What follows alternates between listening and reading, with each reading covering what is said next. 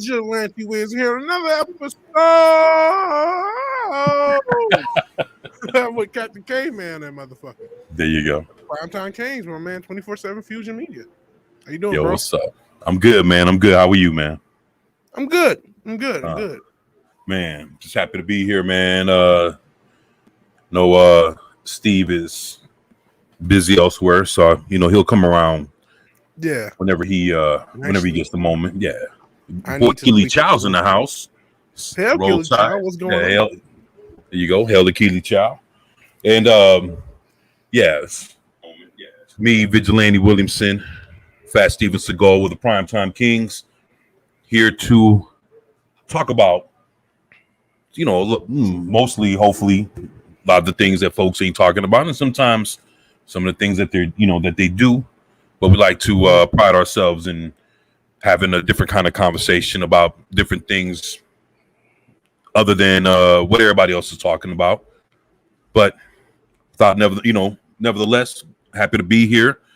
Like to give a shout out to everybody that works, and all the folks that are not working, that have worked and off from work, whether you're vacationing or other worldly issues have you at home.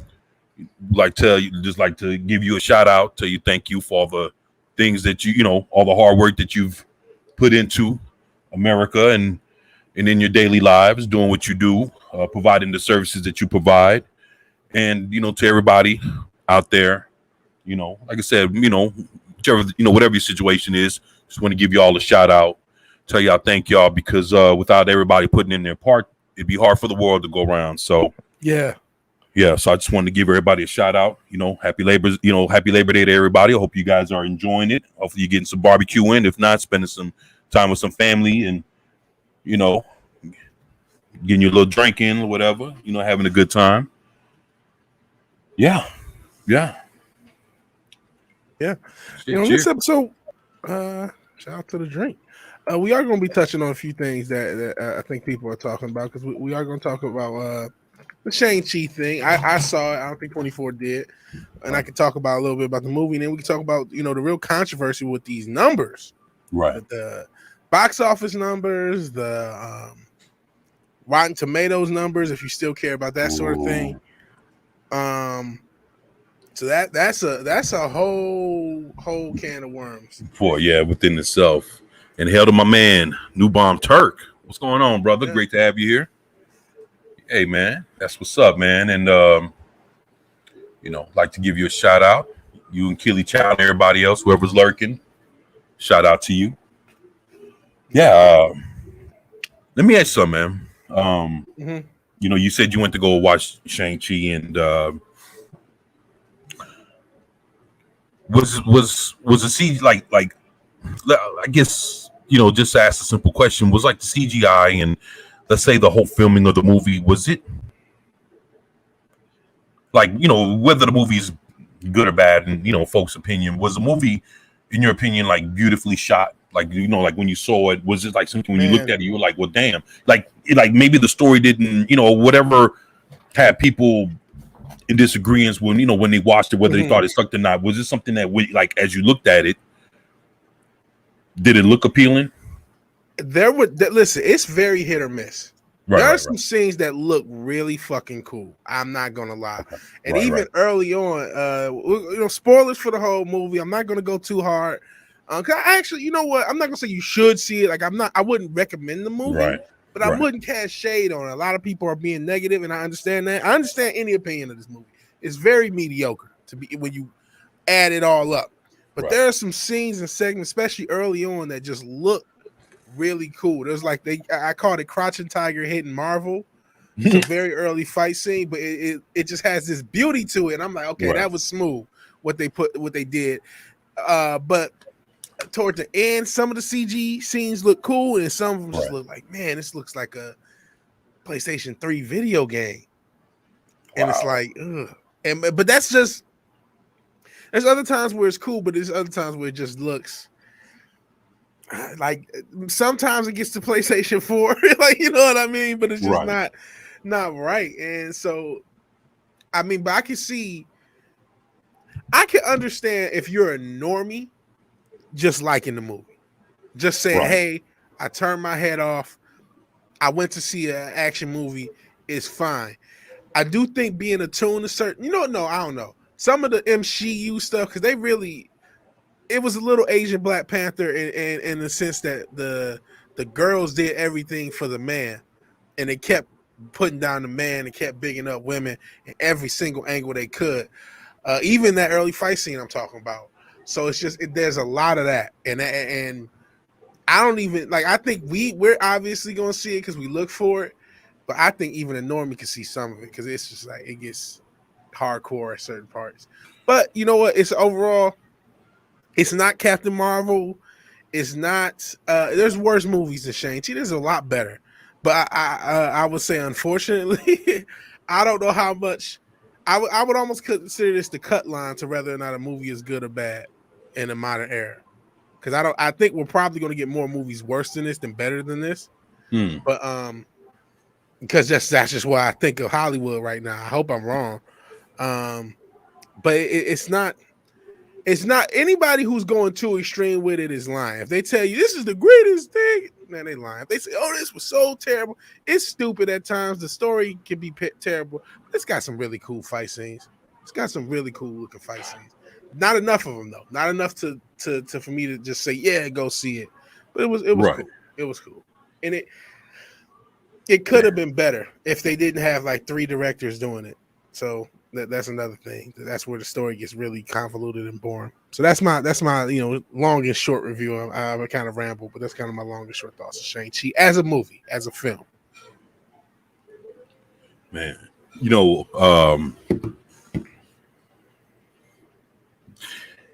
ever since it dropped, I've been hearing a lot of people's takes and it's the realistic thing about this is everybody's saying everything that you're saying, but they either taking more side with what's good with it or they're taking more side of what's bad with it. Yeah. But but it's exactly everything that you're saying, because the way you explain it is you're explaining the good and the bad, and the good that you explain is what everybody enjoys about it, and the bad that you explain is what everybody else fucking hates, about this movie. It's like you have issues with. I mean, I'm not saying. I mean, people just have people have issues with the fact that Disney is on this whole pander shit. They did it with Mulan. It's funny. Do you think between Mulan and Shang-Chi, those are the first 2 Disney movies that tried to fucking dip their hand up in kung fu or martial arts? I mean, technically not, because you had the original Mulan, and then wasn't there another one they tried? But what's funny? I'm talking about like in live action. Like we're talking like Disney coming off with a live action martial arts flick. Yeah, which got me interested. But you think those 2 movies are the first 2, or you think there's something else before it? It's probably something before. I feel like it is something. I can't think of it. Hey, New Bomb Turk says you having connection issues. Huh? Can you hear me, man? Yeah, I can hear you. It got fuzzy for a second, but I thought that might have been me. I didn't know if that was you or me. Oh, I was just kind of like, I felt like, all right, maybe that's me, because I had some audio issues earlier. So I'm like, I think that might be me. So I didn't say anything. But yeah, it just got like fuzzy. But you're good right now. All right. Well, yeah, man. You guys let me know if I sound better or not. But why do you have one? Is there one and you already know it? This is a little bit of trivia. I'm just kind of thinking like, for Disney to do all the things that they've done and not really have had like made those kind of movies, and all of a sudden they come in with Mulan. Oh yeah, you just fine. All right, I appreciate that, New Bomb Turk. Thank you, man.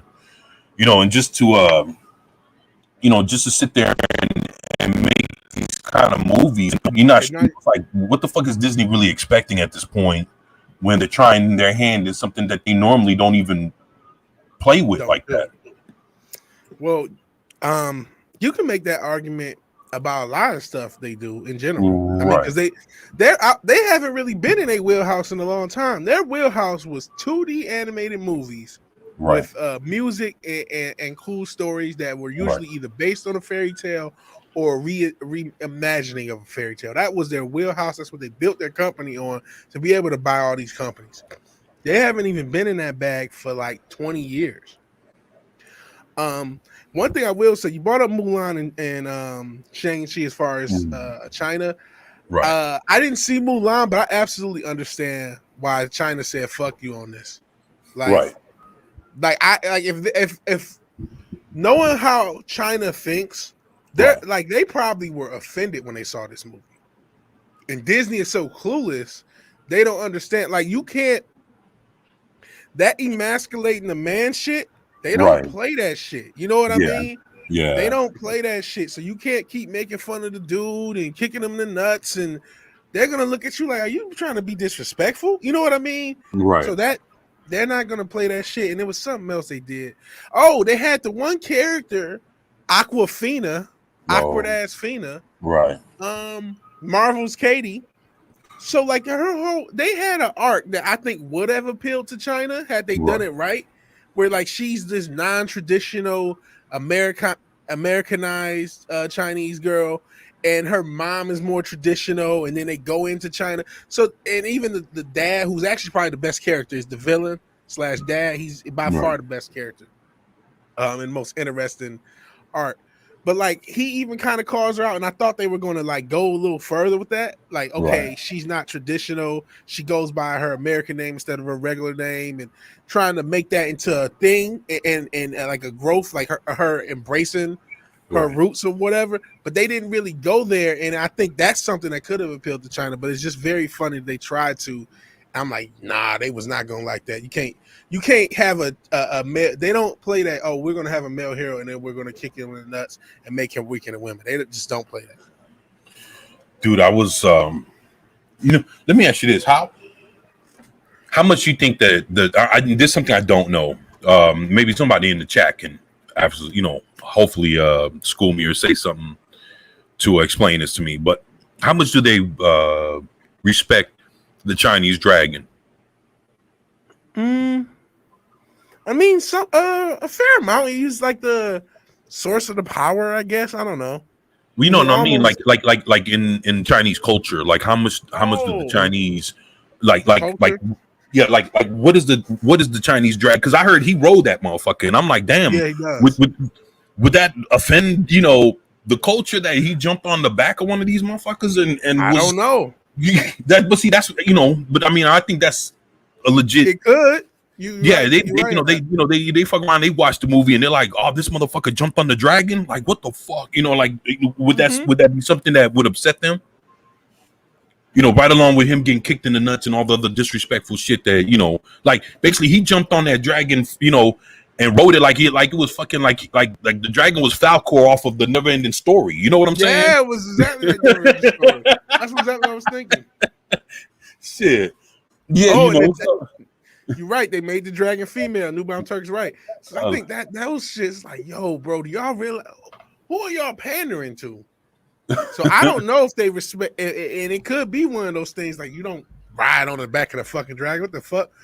I don't know. I don't know if it's that deep, but like, that just show you how raw their agenda is. Hell, Fat Steven Seagal. Hey, what's going on, brother?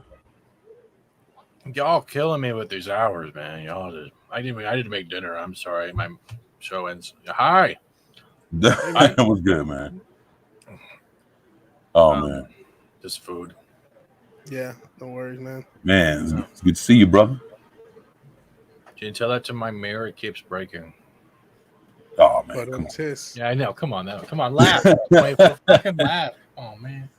Shit. Oh. I'd like to give a shout out to Rajesh Taylor. It says, "Hail everybody, hail 24/7 Fusion Media, Vigilante, Keely Chow, New Bomb Turk, and Keely Chow, New Bomb Turk, and everybody's saying what's up to each other." Keely Chow says there still needs to be a G.I. Joe Origins movie about Quick Kick. Oh, the Quick Kick was the kung fu guy, and I had his actual action figure, man. from G.I. Joe. They don't even talk about him no more. Shit, he's kind of obscure at this point, man. But that's a good Quick Kick. Yeah, man, that was a good that's a good idea, man. A G.I. Joe Origins movie about Quick Kick will still be better than Snake Eyes and Shang-Chi. Yeah, but that's if they kept to the origins. That's the thing, man. It's like they have good movies and good they have good ideas that they're putting out, but the execution is so fucked, man, because they're trying to make everything the way it is. There is a rumor though that what's that? Larry Hama's the whole thing coming out with Snake Eyes, that movie. Right. Larry Hama actually wanted the Snake Eyes to be that way. Yeah. And you know what? I heard about it too. When the animated series, the reason why the animated series was different and everything was pushed like that was because of how Corp pushed him, I believe. His main objective was never to be a white guy, from my understanding of talking to people who know Larry. And that's why it's so hard for sometimes to people even get interviews with him now, or even get to talk to him, because he feels like if he goes on a live stream with him, they're just going to harass the fuck out of him because of all the back history of the war. So that's why he's playing it low. And so it's really hard for anyone to even reach out to him and have a conscious conversation with him, because all the fans are going at him because of what is there. But if he is actually bringing the actual story of what the character was meant to be, and that movie was supposed to be representative of it, why can't that be respected? Now, I'm not saying this is totally true. This is based off rumor and hearsay of ear. Yeah, right. I've heard him say that. I know him. I could have swore I saw an interview where he talked about it. Like, this is what he originally wanted. And that's why he's so happy with the director, because the director put that true image of what those two were supposed to be like. And hello, Rajesh and Newbomb Turk. My mouth is Newbomb Turk, yeah, man. Yeah, it's funny you said Keely Chow said, if I wanted to watch something with martial arts and the humor Kevin Feige is obsessed with, I'll watch an episode of Buffy the Vampire Slayer. Yeah, man. That's Angel. Yeah, man. Newbomb said, and then Newbomb. Wait a minute. Fucking chat jumped on me real quick. I'm trying to make sure I cover everybody. Newbomb Church says, don't forget the parks. They made a ton of money in the parks before the coof. But that's right, they did, man. Yeah. They did. The fuzziness clears up when you don't mention Mickey Moo. Yeah. Mickey Mouse. About, your fuzziness. As soon as he starts talking about the House of Mouse, all of a sudden shit started happening. So I don't know. He also says the Newbomb Turk says the dragon is female. They made sure to say that out loud. And isn't riding the dragon a reference to heroin use? I think it's chasing the dragon, but chasing the dragon. That's what I that's what I heard it was, yo. But yeah, Shang-Chi is not the worst movie. Like I said, I'm in the middle. It's very mediocre. Had some interesting parts, had some interesting scenes and thoughts. Fast Steven, did you get a chance to see Shang-Chi? Or did you keep that 2 hours? Honestly, to be honest, it's not even about that. I've heard it's like a 5 out of 10. It's better than Captain Marvel. But at the end of the day, like I said, I go with no expectations. I just don't give a fuck to see it. I just don't care. It has nothing to do if it's Marvel or Disney. That could be a side factor later on. But if I'm coming out for moviegoer, I'm not interested in it because I have no knowledge about this Marvel character. Right. And I'd rather just order a pizza. No worries. That's a better spend of time. I mean, like I said, it wasn't anyone who goes super hard on how bad it is too extreme, because it's not as bad as Captain Marvel. It's nowhere close. And there's still some cool fight scenes to kind of, if you just want to be dumb and just watch it, you can kind of do that. But yeah, you could have done anything else either. There's much better spending of times. But hey, if you love it and this was just your jam, and I get it because the standards just get lower, and you're like, I just got to go to the movies and turn my brain off for a couple hours. You know what? This is fine for that. Sometimes you do need that. I get it. Yeah, man. Well, look at it this way. If you did go see it in the theater, would you have rather spent that $50 going to a bar and spending an hour with your friend, or go see that movie? Yeah. Yeah, I'd rather went to the bar. There you go. Yeah. That's your answer. There. Right there. That's that. That's that. Yeah. You rather it's not something. Yeah, just rather go to a bar and hang out. Mhm. It's yeah. And Man. Yo, you know Has it this. even made a lot? maybe. Has it even made anything? But that's another topic. The numbers are in. I think let me actually check what they are, but they're suspiciously high. Suspiciously Yeah. high. You know, it's funny because right before we went live, right before we hit the button to go live, 140 million worldwide. are you fucking serious? I didn't see that though. September 5th. Yo, This is coming from Forbes. Here, I'll put it in the chat for you. oh boy. my goodness. You know, and that's Is that a lot? for the today, first yeah. week, yeah. For the first week, right now, yes. Cause see, that's exactly what me and Vigilante we were like right before I pressed the button to go live. 140. I was telling them, I said, look, normally people would be bragging and boasting if they got 30 or 40 million, you know, under the current state of what's going on in the theaters. Labor Day weekend. That's why. Think about this. That's why they're listed here. Hey, Labor Day weekend. So they're stuck at home. They want their kids to shut up. And sorry, not saying all kids are bad, but like that. You know what I mean? It's funny you said that. I said if I did have some little brat gelantes, I would have no problem shelling out the money for them to shut up for 2 hours to watch this. I actually said something like that. Well, you're at the bar, right, with your buddies. Exactly. Like, hey, you go with the mom and watch Shang-Chi. Like, I can see kids liking this more than adults. Like, over the age of 7, I couldn't see you really being like hardcore into it. Man. But 140 million nowadays, even That's in Forbes. general, that's yeah. I see the Forbes, and it's another. I thought I saw another company or another publication. See, you know, and I mean, but that's the thing, right? Is look, we already know people ain't going to the fucking theater to watch this, man, like that. People ain't going in droves like that to fucking watch this movie, man. A lot of people spend time with their families and stuff like that as well. And like I said, I keep hearing how, you know, I heard some folks went into a theater that was fairly, I'm not gonna say full, but it was, you know, had a decent amount of people. Others, you know, they walked in, there were the only people in there. Some folks said there was like maybe 20 or 30 in the theater that sits maybe 150, 200 people. You know, and so and it's like I tell them, Vigilante, it reminds me of Captain Marvel all over again.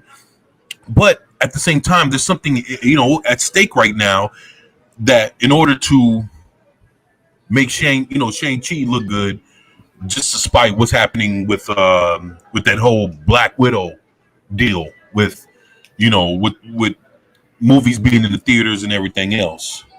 Yeah. Like avoiding the Disney Plus and just letting the movie do what it does in the theaters. Basically, Scarlett Johansson was looking for more of something like this happening with her movie, and her movie didn't even get this. And you know, and the reality of it is, it was just for the simple fact that when you put a movie on Disney Plus, you lose so much money putting it on the streaming service because you're not counting every head dollar for dollar. So right, when you could do that at the movie theater, you can't do it if you like right now. I no bullshit. I have family downstairs. They're watching the Aretha Franklin movie right now. Let me see. 1, 2, 3, 4. There's 5 people there watching, and they only paid $15 to watch one movie. Yeah, it was 7 people at first. Now it's 5. So you got 5 people spending 15. Just one price of $15. You got 5 people watching it when they could have made so much more. Yeah, so, it's like $70-$80. Come on, man. One family. So you talk about every household having that kind of access. Oh, the kids, the wife, friends and whoever the fuck else, cousins, and hey, let's go watch this movie. And all of a sudden, on one price, and then let's see, and that's the thing, that was paid. That was $15 paid. We didn't pay $15 when it hit Disney Plus. Basically, what you did was you paid your monthly subscription, and you was able to watch the movie. So you even got fucked even more at that point.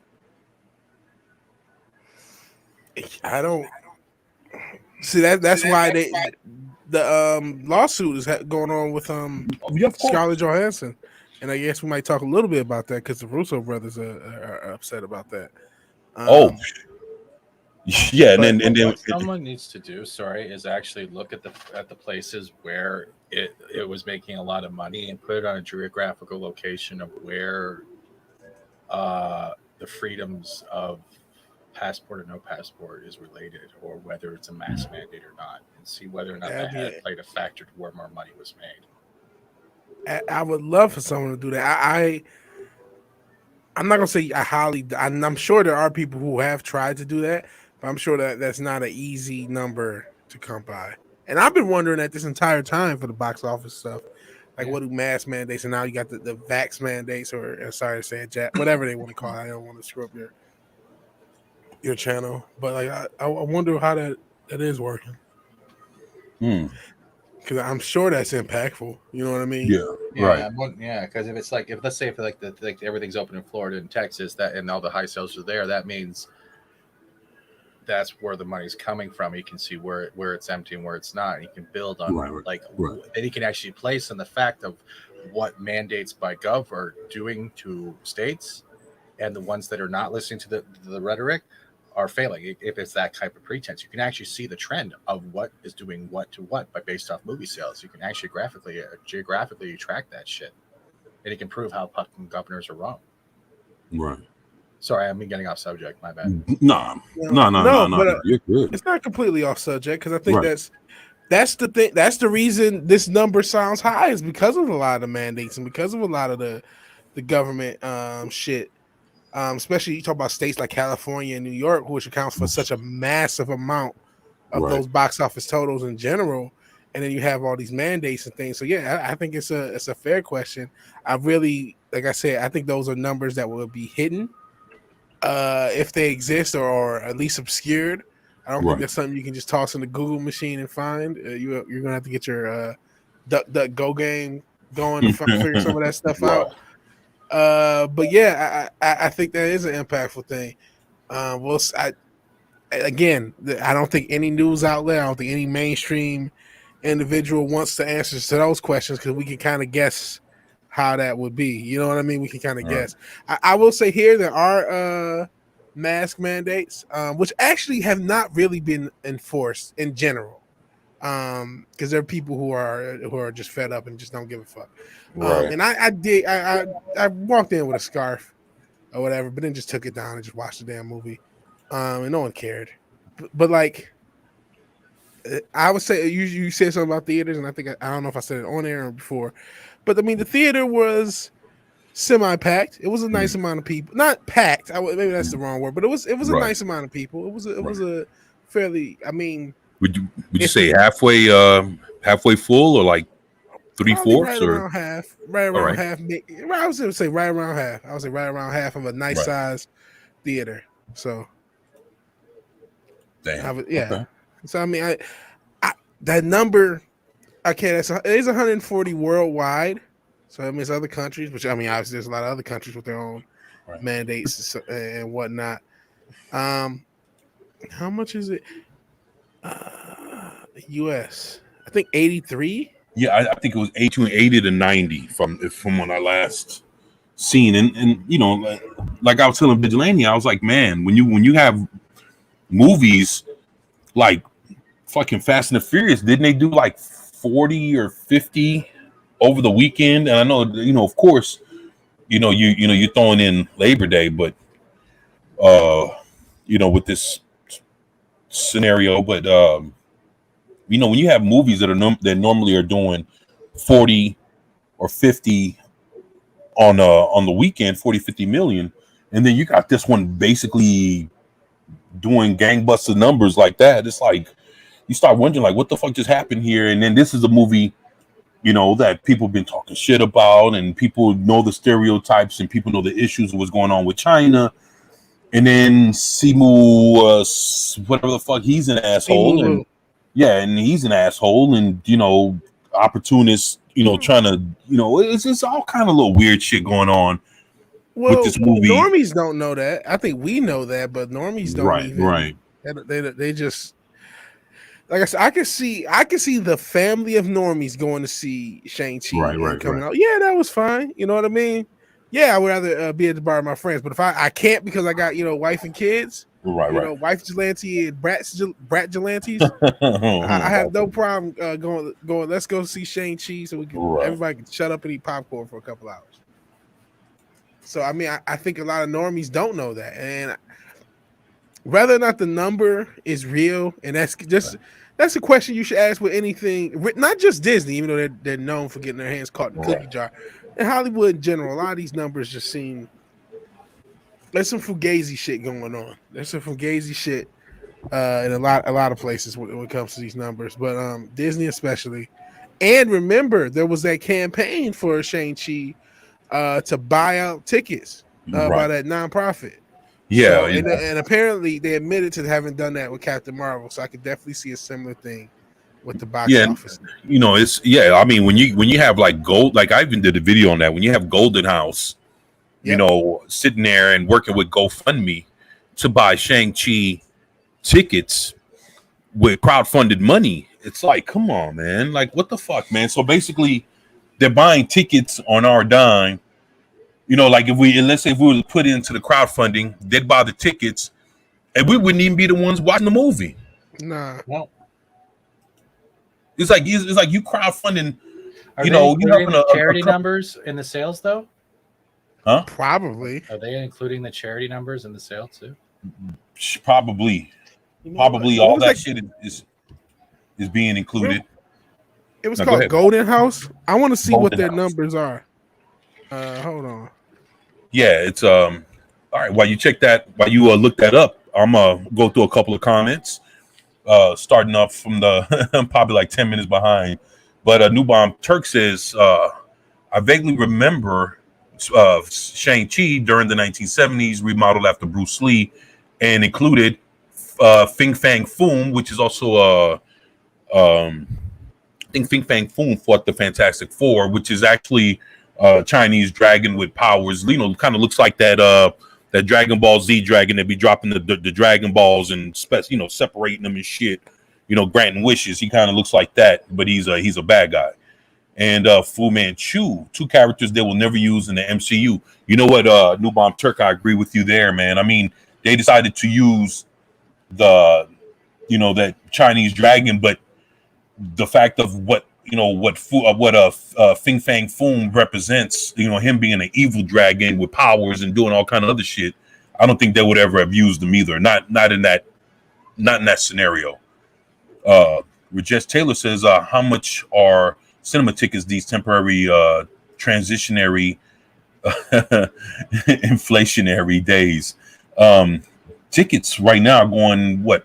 Well, I heard some people paid $7 or $8 to go watch Shang-Chi. Others paid $12 to $15. So I guess it all depends on, if you're going to a matinee or if what time of day you're going to. Not even the time of day, but what theater you're actually going to. Because if you're going to like an IMAX or something that's more like a higher caliber theater that you'd have to pay more, then that's another story. Versus you going to some local Cineplex that that'll just charge you about $12. I guess it all depends on where you go. What they say, location. Yeah, it's one of those. Depending on where it's at, and if it has a big name for itself, they'll charge different. $400 a ticket. Shit. Yeah, ain't that Jace not Fox, yet. what's up, bro? I like to say what's up to my man Jace Fox. What's going on, bro? Great to have you here, man. He says Enter the Dragon is in a way the only Shang-Chi. Yeah, man. That's basically Enter the Dragon was supposed to be like, supposed to be what Shang-Chi is supposed to be, man. And yeah, New Bomb Turk says hell to Jace Fox. And oh shit, where the hell all these other comments come from? I'm just tripping. Yeah, they just kind of here we go. Everybody saying hell to Jace Fox. Yep.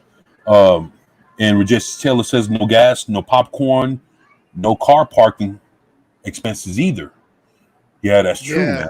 Talk about the Aretha Franklin buying it for just $15 at home. Right. All that other stuff. Yeah, man. I mean, dude, you I mean, you had, like I said, it was, the fact that, there's some people watching a $15 movie, one $15 movie that you start to, pay to view, man. Just like I say, you just, how much people are paying for Disney Plus, like what, $10, $9.99 or some shit.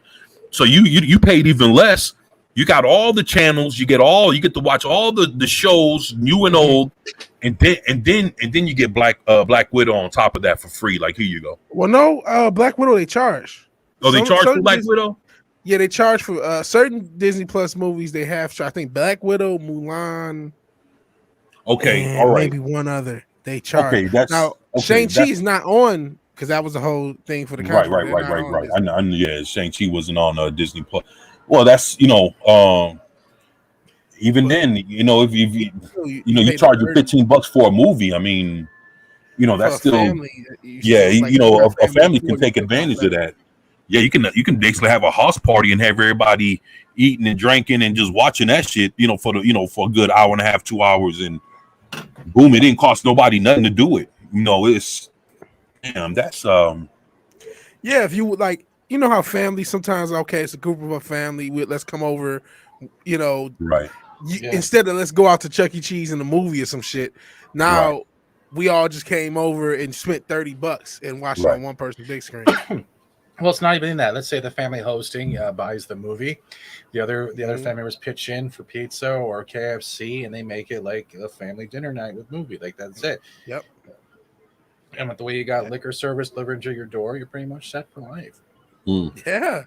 I mean, seriously though, that's a lot. That's a lot easier process than going to the movies, and I think that's going to be a huge thing. Like, there's going to be a lot of people who are so accustomed to just streaming movies, either it's free on Netflix, free on Disney, free on Amazon, or okay, I paid the $15 or even the $20 or even the $30, just for, especially if it's a family, you come out better.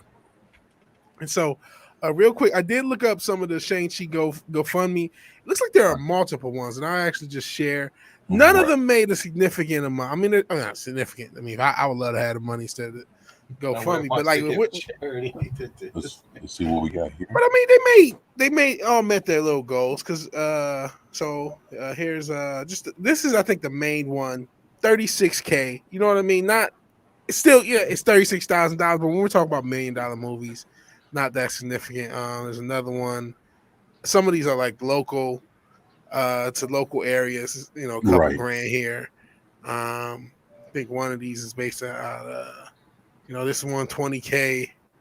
I don't know, West. This is a Boys and Girls Club, so that sort of thing. I didn't see any like mega, $2 million, $5 million GoFundMe. Just a few things like that. So maybe they it's a couple 100,000 or 100-something thousand altogether, but nothing like major to impact the box off of the strength of that, strength of this GoFundMe. Now, again, if you do the Disney accounting game, could you impact the box office numbers? Maybe. Well, and this is unrelated, but didn't something happen with Nielsen where they're talking about their uncertified? Yeah, actually, because I had dropped the article in the DM. Yeah. Okay. Yeah, I put it in there. Matter of fact, if I'm not mistaken, they got suspended, man. Yeah. The Nielsen ratings, man. And you can look that up real quick, and I'm run through.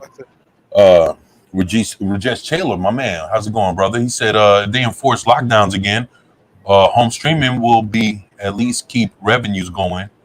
We are groomed for this type of consumption now. Yeah, man. Unfortunately. I mean, what they say, if it takes 21 days to break a habit. Shit, just think about how long we've been on lock, man. For some people and have dealt with this kind of shit. So, Blue Bomb Turk says Disney won't release information about that. You would have to press the theaters for that information. And like say, hail to my man, the Cat Man, aka Dee Dee Myers. Was good, brother. Great to have you here, man. Oh, Dee Dee Myers. Oh, I thought you had something up. I had the wrong article and I didn't realize it right there. So my bad. No, that's cool. I'm just going through a couple comments. Hey man, hell to my man Didi Myers. Great to have you here, brother. Says I don't see many people wearing masks here. If they do, they're mostly older, over 60. Yeah, I know, man. Like here in Houston, no bullshit, man. I keep a mask with me. Some places, it's required. Put it on. Other places, it's cool. I don't know, man. You got to be careful with that kind of shit, man. It's always best to kind of keep one in your pocket around here, man, just in case you go into a bar, restaurant. Yeah, I'm no bullshit. Like just because each business does his own thing. So for you to come in and buy a pack of cigarettes or pay for gas, some places might ask. So you go in there, you put it on, you pay for your shit, you walk back out, you take it off, and then you go pump your gas or whatever. Other places don't care about it. So look at France. Look at France for F6. Did you guys see the video where they beat down that young girl? With riot gear? Yeah, I saw that. Crap out of her. And my province is no better. They pushed the passports if we want to go into restaurants, theaters, gyms. And my premier decided to blame the fact that he made that decision because our countrywide government is having an election. So he tried to blame them for the reason why he's pushing his fucking power mandate when he's been doing nothing but bad choices the whole time through. These people are demons, and I see people talking about Australia, and that shit that's depressing as fuck. I won't get too much. I don't want 24 getting in trouble with it. Yeah, and that's also sad that we can't talk about like a literal evil regime doing evil shit, and all we get like, no, you guys are demons. Fuck you. I'm sorry. Blame me. Fuck my channel up. I'm sorry. Hey man, like I say, man, you guys say what you want to say, man. I don't ever be like, hey man, watch yourselves now. Whatever fuck got to come out, man. Let it out, man. Yeah. We good here, man. Still trying to watch myself enough to not say anything too inflammatory, but it's just real wicked, man. This is very wicked. And speaking of wicked. And honestly, I've always had my fucking question about the Nielsen ratings because I had never been one of the houses because Nielsen didn't like. I think a lot of people assumed because they just assume, and maybe they do have the technology. I'm sure they do now. But just even in the 90s, 80s, 70s, that they could just tell what you were watching by TV. That's not how they did their ratings. It was like a survey system for the longest time. So it's always to me been sus as fuck. Right. But the Nielsen MRC accreditation is suspended after accusations of underreporting.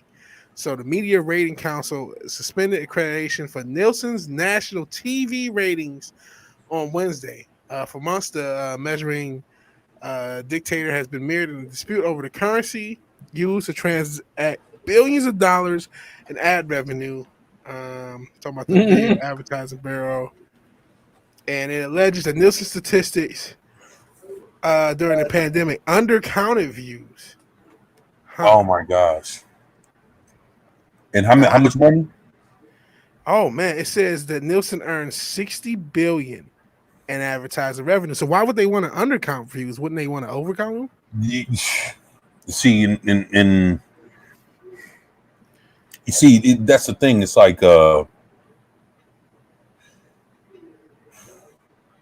it's crazy because it's 60 billion, and they get suspended for that. That's a lot of money, man. That's a lot of money to just suspend folks that are fudging the numbers, man. It's like, what the fuck, man? Yeah. I don't know. What you think, Steve? Honestly? Yeah, I mean about the ratings being maybe fudged.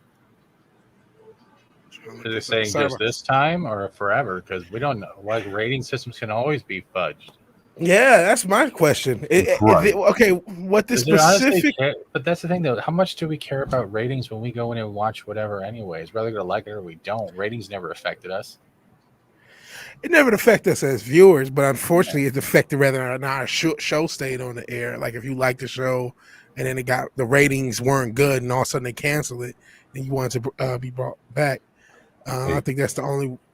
And peace out, Newbound Turk. Peace out. You see what Says, okay, guys, got to head out. Oh, Time to pick up my man the Wake Down from the bus station. That's what's up, man.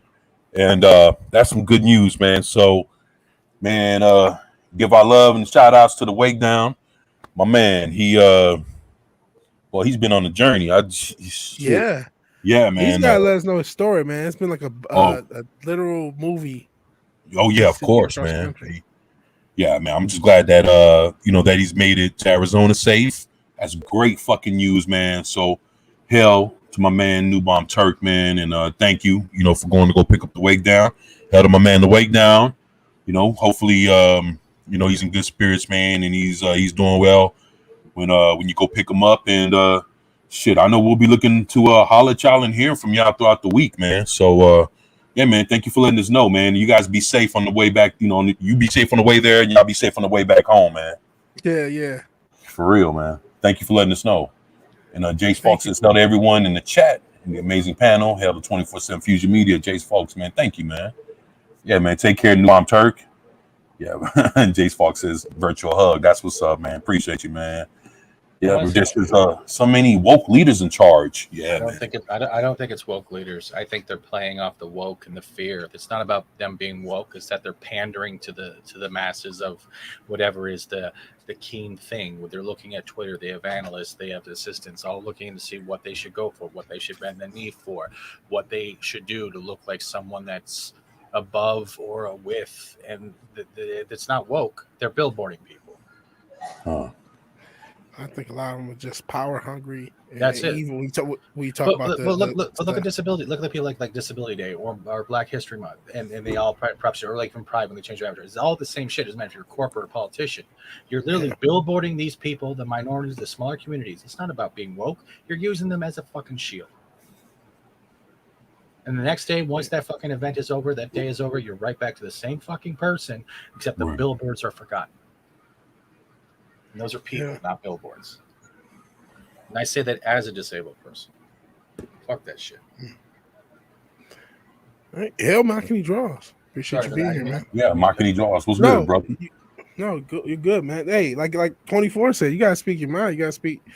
These leaders, man, they're doing some really fucked up shit, and we can analyze why they're doing fucked up shit, but they're fucked up people. Regardless of the motivations, whether it's the analysts, they've lost their way as far as being humans, and that's why I say demons, because it's basically evil. It's so dehumanizing. They've dehumanized people to people, like through the media. You dehumanize people that aren't on your side, so to speak, in whatever issue. We talked about the hottest button issue on earth, but you can't say it on this fucking platform. I wonder why, but yeah, it's really fucked up. And then they do the virtual signaling, and it's like, well, what happens whenever they're presented with, hey, here's some information that proves that what you're like, that you actually hurt whatever group you're championing by the XYZ decision or whatever, they just clam up. So I get being fed up, but to kind of go back to the Nielsen thing, and this is actually interesting to watch or to read. This is according to Bleeding Fool, and this is according to the audit that the what's it called, MRC, they did on Nielsen. So they say Nielsen undercounted viewers aged 18 to 49, which if you don't know anything about ratings, which again, like Steve said, why should you? 18 to 49 is like the huge hot demographic that advertisers are based on. So they said it was undercounted 2 to 6% in February, and those aged 18 to 48, which is just 1 year off, 1 to 5%. And they said that lost 468 million over a 12-month period. But my thing is, that's such a you're talking 1 to 6% deviation, and you shut it down. Something just seems funky, man. Like, what they're basically saying is there's no way that 6% of the population stopped watching TV. And I'm like, there's absolutely a way that 6% of the population stopped watching TV, because even outside of the lockdown, even outside of everything, people were already moving away from traditional TV anyway. They were moving towards This they were, and I'm not just even. I'm not even counting streaming service. I mean YouTube, Twitch.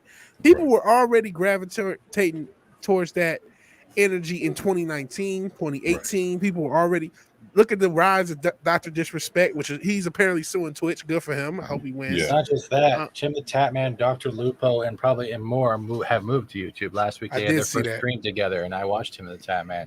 That man nailed it, and YouTube is picking up their game, which means in the future we might get not just memberships, gifting memberships to channels. This will open up a whole bunch of shit, and Twitch don't got nothing left. But yeah, that's the thing. That's a whole entertainment sphere that is outside of the ratings. That means, especially 18 to 49, right. 18 to 20, 18 to 30-year-old, or 30, even 40. You know what? That whole demographic is moving into streaming and moving in as far as look entertainment. Like I'd rather watch the Primetime Kings. I'd rather watch, whatever it is. I'd rather some, like the Nerdrotic and the Drinkers and the Friday Night Tights, or like you said, Dr. Disrespect, or the Culture Crime Fighters. The Culture Crime Fighters, yeah. There you go. Or We Got This Butter, or anything, whatever it is. Right. More people were moving into to out of terrestrial television. I did a wrestling review, and even when I did watch wrestling, like a few years ago, I was watching more of the like content creators who talked about wrestling than the actual product. I spend way more hours watching YouTubers talking about wrestling than actually watching wrestling. So that whole thing, ESPN is an obsolete product. You can watch all the highlights online. You can watch different analysts who are just people in their bedroom who are just as good as the people on TV. It's completely you have no need for it, and that can account for most of that drop by itself. So I find it weird that they see a drop and think there's an issue. Now, at the same time, I've always had questions about Nielsen, so who knows? I'm trying to see, is there anything else that's noteworthy? Wow, I said total viewing had declined 20% in the first quarter, and they think it's unfathomable. So basically, they don't like the number, and what they're saying is all they see is a decline in the sample. So we'll see. I mean, we'll see how this goes. I'm looking at it and I'm like, this almost sounds like the advertisers are pissed as a collective that they paid so much for advertisement and people ain't watching. Yeah. They can't accept people aren't watching. Boy, I tell you, I'm losing close to 500 million. Woo! A lot of money. 500, shit. But you talking about motherfuckers that are getting 60 bill. Fuck, man, that's a lot of money. Hell, let me just get 1 mil. Hell, I don't even give me 100,000, man. Fuck, man. I mean, damn, some people that's chump change, but whew. Hey, 24, share this quickly. What's up? What you got? All right, here we go. Doc, my waistline is under siege, says Fat Steven Seagal. Yes. Thank you, Steven. Yes. There you go. I remember one of the early super chats. I was watching. Actually, I was watching those live. That was around Christmas time of last year. And he said, Fall Guys first came up. Yeah, I remember that. I was watching that. I was watching that stream live, and I knew of you in the community. I'm like, is that the same Fat Steven Seagal? Yeah, I thought that was the coolest thing. Yeah, dope. Heel heard it too, and he was like, "That motherfucker." I was like, "Yeah." Hell yeah, man! Yeah, man. Some good shit. Man. I fucks with Doc heavy. I really, he's the man. I'm not even a big gamer. Like I like my retro games, but I'm not really good at the game style he plays, but I like watching him do it. Are you talking about the first person shooter? Yeah, the first person shooter, the battle royale style shooter. Yeah, I can't hang. Sorry. Yeah, man. I mean, boy. Yeah. But I tell you what, man, with this whole Nielsen thing, fuck, man, we'll just keep a close eye on it and see what happens next, man. If let's see if anything else. Let's see if anything else happens for the future, man. But at least we know that advertisers are mad, people ain't watching, and there's a lot of money being lost. So, yeah, and I really think I think it may just be losing those numbers. I think I hate to defend Well, I don't know, hate to defend. They've always said funky, but I think they may just be, hey, those people just ain't there, and those advertise the TV, the entertainment industry is in a crazy place. I don't see how this shit's gonna stay afloat in 5 years. Like, how can it? Because I don't see the money coming in to warrant these budgets. I don't see them making material that galvanizes people to care about it. There's such an overproduction of there's 100,000 streaming services, and I just don't see how this is supposed to work. Man, I'm wondering the same thing, man. I'm like, the way, even the way these streaming services are going, man, it's like, they've already taken, they're already taking over cable, and it's like they're starting to turn into the equivalent of a cable company themselves. So it's like we're basically back to the drawing board with them. Yeah, I think that if you own all streaming services, you probably pay what you would pay for cable. Like if you did the thing which I mean, I don't, because you can share a password still, but like you if you pay for Netflix, Disney Plus, Amazon, plus I guess HBO Max would probably be the next one after that. No, Hulu. I'm sorry, Hulu and HBO Max. That's like $70 You know what I mean? It's like, are people really gonna? And maybe more, because Hulu I think has a live component, so you can end up paying another $50 on top of what I said just for like Hulu Live or whatever it is. So, I mean, that's basically paying cable. That almost defeats the purpose of what Netflix was back in the day, where you only pay $10 a month and you get all this stuff. It's like you don't really get all that stuff anymore. It's all scattered amongst all the different services now. I mean, only like when you get something like Hulu, you get all these other channels. But again, I don't know. Me personally, I find it more entertaining to, check, watch Jace Fawkes or McKinney Draws and you guys, yeah. Like I've been checking out Steve and I've been watching your your streams, especially like your 9:30 streams when you go on live. I've been lurking in the background. Like I'll come in and say what's up, and then still hang out in the background checking everybody out. What, the gaming? Yeah. Which one, the Horizon or the when I'm asking people about Steven Seagal movies in Warzone? No, actually, when you've been hashtagging, I'm not Tim the Tap Man Taylor. Yeah. Yeah, I've been watching all those, man. I've been sitting there watching them, and shit, it's good, man. Watching folks having a good time, man. And I don't know, man. I'd rather, I take enjoyment in sitting there and have watching Vigilante, talk about some real shit.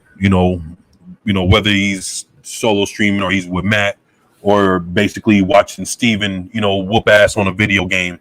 To me, that's more. I find that more entertaining than just watching Netflix all fucking day or Disney Plus or some other shit. And I mean, I have all that. All my brothers have, all the different stations. So it's like one brother, I get Disney Plus, the other one I get Netflix, and this, that, and the other. So I don't pay for nothing. I got everybody's. I got subscriptions from everybody. And I don't watch that shit, man. And I can just press the button and watch it. But I'd rather, watch y'all and kick it in the chat, or, be on a live stream, hanging out with y'all or something. I'd rather do that. To me, that's more fun. It's more entertaining. And, it feels more, I'd rather put my time to that than, people that are trying to preach to me or, or call me a bigot or some kind of misogynist when I don't agree with their takes and shit, man. Yeah. I don't know, man. I agree. Or, I mean, I mean, I know a lot of people hate Simu Liu, but he does get emasculated in this fucking movie the whole time. It's like it's jarring. Not that you think you get used to it, but you almost don't, because it's like, damn, could y'all go 5 minutes without saying women are better, bro? Like, I get it. So yeah, there's that too. So yeah, I agree with you, man. Hell, even sports, even the Super Bowl. The Super Bowl lost ratings this past year. Yeah. It was the lowest rated Super Bowls basically ever, but since the third one, so it's like, y'all, it's basically lowest rated Super Bowl in modern history. And Right. the second or third overall. That's incredible to say. Like, y'all fucked up football. Y'all fucked up the Super Bowl. Y'all fucked up something basic. You know what I mean? Right. It's just they ruined it all. You destroyed it all, you bastards. So yeah. Hey, let me ask y'all. Have you seen anything on the new Aquaman? I see some with Amber Heard. Was she trending or something like that? Well, I tell you what, jump in the Primetime Kings DMs and you'll see. You can pull it up too, Vigilante. You'll see Jason Momoa's face. It's Jason Momoa reveals his new Aquaman 2 costume. Okay, I see. For the new movie. Yeah, I went in on that one. I dropped a video and boy, that's man. You know, it's crazy because even someone left me I couldn't remember who left me a comment in the comment section saying that DC Films and James Wan, or whoever, the folks that did the Aquaman movie,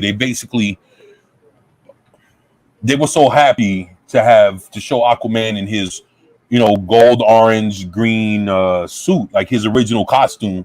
Like that was, he got it towards like the last quarter of the movie to where he gets the suit, and then when you see him have it on is when the war starts, towards the end of the movie.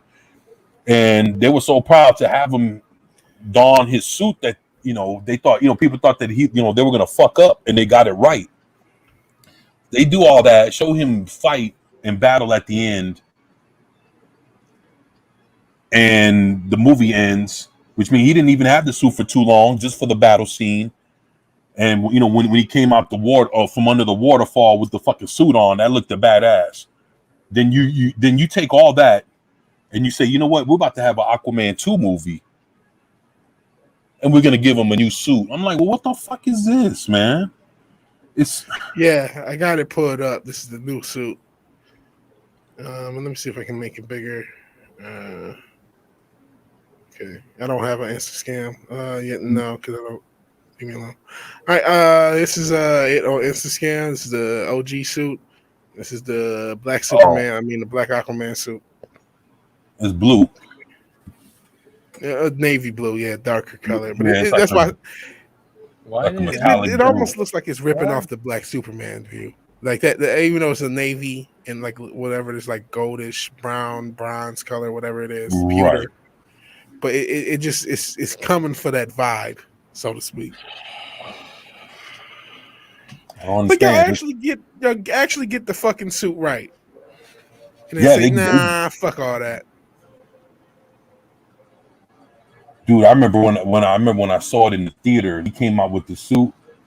Well, I fucking erupted. I was like, yeah. And then it's like my kids and everybody looked at me like, what the fuck? I was like, man, that day it was awesome, man. And to see him fight in the suit and him, on the fucking seahorse, like he used to be back in the fucking old cartoons and shit, man. I was loving that shit, man. And now, they're coming with a old, well, the basically the motivation for the suit was a 1980s, mid 80s, like 85, 86. They had a limited series on Aquaman it was a 4-part miniseries, and Aquaman had a new suit. It was blue. It was navy blue, white, and light blue. So it had like 3 different colors happening, and people didn't like the suit. So he wore it for those 4 issues, and that's the first and last time you ever saw the suit. Now, you got James Wan kind of going back. I guess he done did some Aquaman reading or whatever the fuck. He sees the suit, and basically this is supposed to be his version of the suit that Aquaman wore in that 4-part miniseries back in the mid '80s. And people hated the suit. So why would he think, okay, well, maybe he didn't know that. Maybe he looked at all that shit. Oh, man, that's cool. Aquaman has his outfit that I never seen him in, and he never wore. Well, fuck, man. If he knew better, he would have known that people hated the suit. That's why you've never seen it again. And all of a sudden, he takes inspiration for that and comes out with this shit.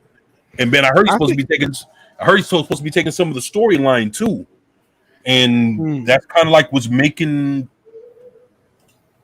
Aquaman 2 being what it is, man. And yeah.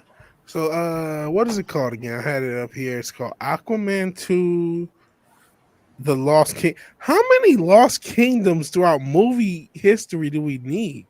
All these, I know technically Atlantis is a Lost Kingdom mythos or whatever, or myth, but like the Lost Kingdom.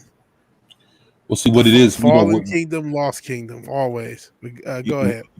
No, what it is they're stating that there's different cultures in Atlantis. So basically, when Atlantis went under, there were different parts of it that went under, and they housed different underwater. So, some of them, Atlantean, but there's different races, and basically like you have the Vulcans, and then you have the Romulans, that kind of shit. They're like 2 of the same deals. They're cousins or whatnot, more or less. It's kind of like that kind of shit. So basically, you unearth Atlantis, and then come to find out there's it's kind of like what I'm hearing that they're going to do with this Wakanda Forever. What you're going to start seeing is the same premise. They actually started, I did a video. They hired a bunch of Native Americans and people to represent other kingdoms surrounding Wakanda. And so basically you're going to see how, Wakanda deals with all the, surrounding different cultures and that's basically what it is. So the thing is, this is supposed to be a stealth suit. Yeah. And I'm like, and so I'm looking at it, I'm like, what the fuck does Aquaman have to be stealthy about if he's the king and he's trying to uncover different cultures in Atlantis? What the fuck does he need a stealth suit for? And it's like, wouldn't he like Aquaman never put on a stealth suit for a fucking mission? Like I dude, I own Aquaman comics. I own a good, I say 40, 50 years of Aquaman comics. Well, actually, I got Aquaman comic books even from the mid 60s. So, but even then, the only time they switched them up, it was when that 4-issue comic book, when they put him in that blue suit and everybody fucking hated it. That's why it disappeared. And all of a sudden, here he comes with that, with the inspiration for it, and with the story of, Aqua Ninja. Glinster, what's up, what? Hey, man. Glinster. Yeah, he's right. Momoa does look like a Black Panther. He's going to be in Wakanda forever with that suit. Hell's Axe, I appreciate you being. I actually what's up, Zach? Because I'm fucking addicted. But no. So I had a thought while you were talking. Sure, what's up? Do you remember Wonder Woman 84? They used the Golden Eagle armor from Kingdom Come. Yeah, I remember Wonder Woman. I wonder if there was an edict to, like, in their head, they're trying to get like hardcore fans. So there's an edict to go through these lores and look for alternate suits to toss on the characters. To kind of because they got so much hype off that Black Superman suit. They're like, oh, let's look. That's the thing we need to do. Let's go ahead. Oh, he got a darker suit or a blue suit. Let's do a different version of that. Oh, she got this golden eagle armor. Let's do a different version of that. So I can't help but to wonder if something like that was thought of just as an edict for the DC movies to use kind of alternate uniforms. And plus, you can also sell merchandise, sell the hot toys for it. You know what I mean? The regular toys, right? Yeah, man. I mean, I don't know. It's like I don't know, man. The whole fact of him, it's like when you talk about stealthy, the first thing that came to mind was Splinter Cell, or some shit like Metal Gear. Yeah, like Metal Gear, some shit like that. And I'm like, what are we doing if we're talking about being underwater, and why would he need a stealth suit? Like Aquaman would just show up. Like he'll be sneaky or whatever, but he won't change his fucking suit so he can blend in with the darkness or blend in with the tide or come in and hide and some shit. Like he'll be sneaky if he had to, but he'll just wear what the fuck he has. Yeah, it's like Superman putting on a stealth suit. Like what the fuck? Like what? Yeah, that's a suit. It's like shit, man. He shows up. He's Superman. He wears his suit. It's whatever, man. You can understand it if Batman does it because he's just a dude with a lot of money and he knows better. He's not stupid. Like, if I don't fucking put on this suit, something's gonna fucking happen to me. You know what I'm saying? Like, he's dealing with bullets. He's a human being, but you got Aquaman being as strong as he is, and he's supposed to be the king. And now he has to be stealthy. Like, what the fuck is he hiding from? Or why does he have to hide into something? He's hiding from Amber Heard's turds. Yeah, he's hiding from turds in the ocean. That's what it is. Yeah, there you go. Glenn just said in the comics he didn't. Yeah. Glenn just said in the comics he didn't lose his hand and replace it with. Yeah, he did. That was the 1993 Aquaman series. He lost his hand in issue number 2, and I have that downstairs where. Oh, no. And they dropped a new issue of Aquaman, like a whole new series, right? So issue number 1 is the first time we've ever seen, like, basically Aquaman was out of comic books for like 2 or 3 years. So last time you see him, he has like his regular hair, like it's like maybe 2 or 3 inches on the top. He has like a fade on the side, and he's just looking regular. Yeah. No mustache, no beard, no nothing. Clean face like mine. Clean shaven, and he's Aquaman. So basically in the comic books, he was out of comic books for like 2 or 3 years.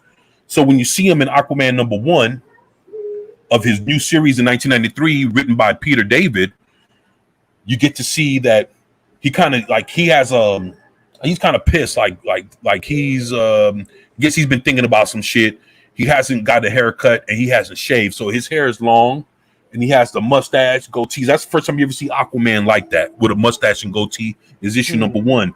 Issue number 2, he fights this villain, and why? So a villain whoops his ass, grabs his hand, and puts his hand in a pool of water. And what you don't know, in that pool of water was full of piranhas, and they fucking ate his hand off.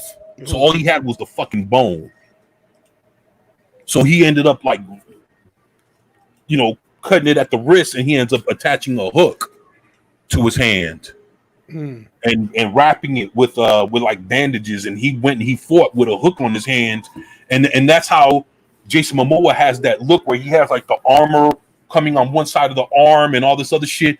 So he basically got his look from that series of Aquaman comic books, and I own all of them. So, but yeah, that's how Jason Momoa comes off with the mustache, the beard, the goatee, long hair as Aquaman, because that's how he looked like in the first issue of Aquaman number 1 from 1993.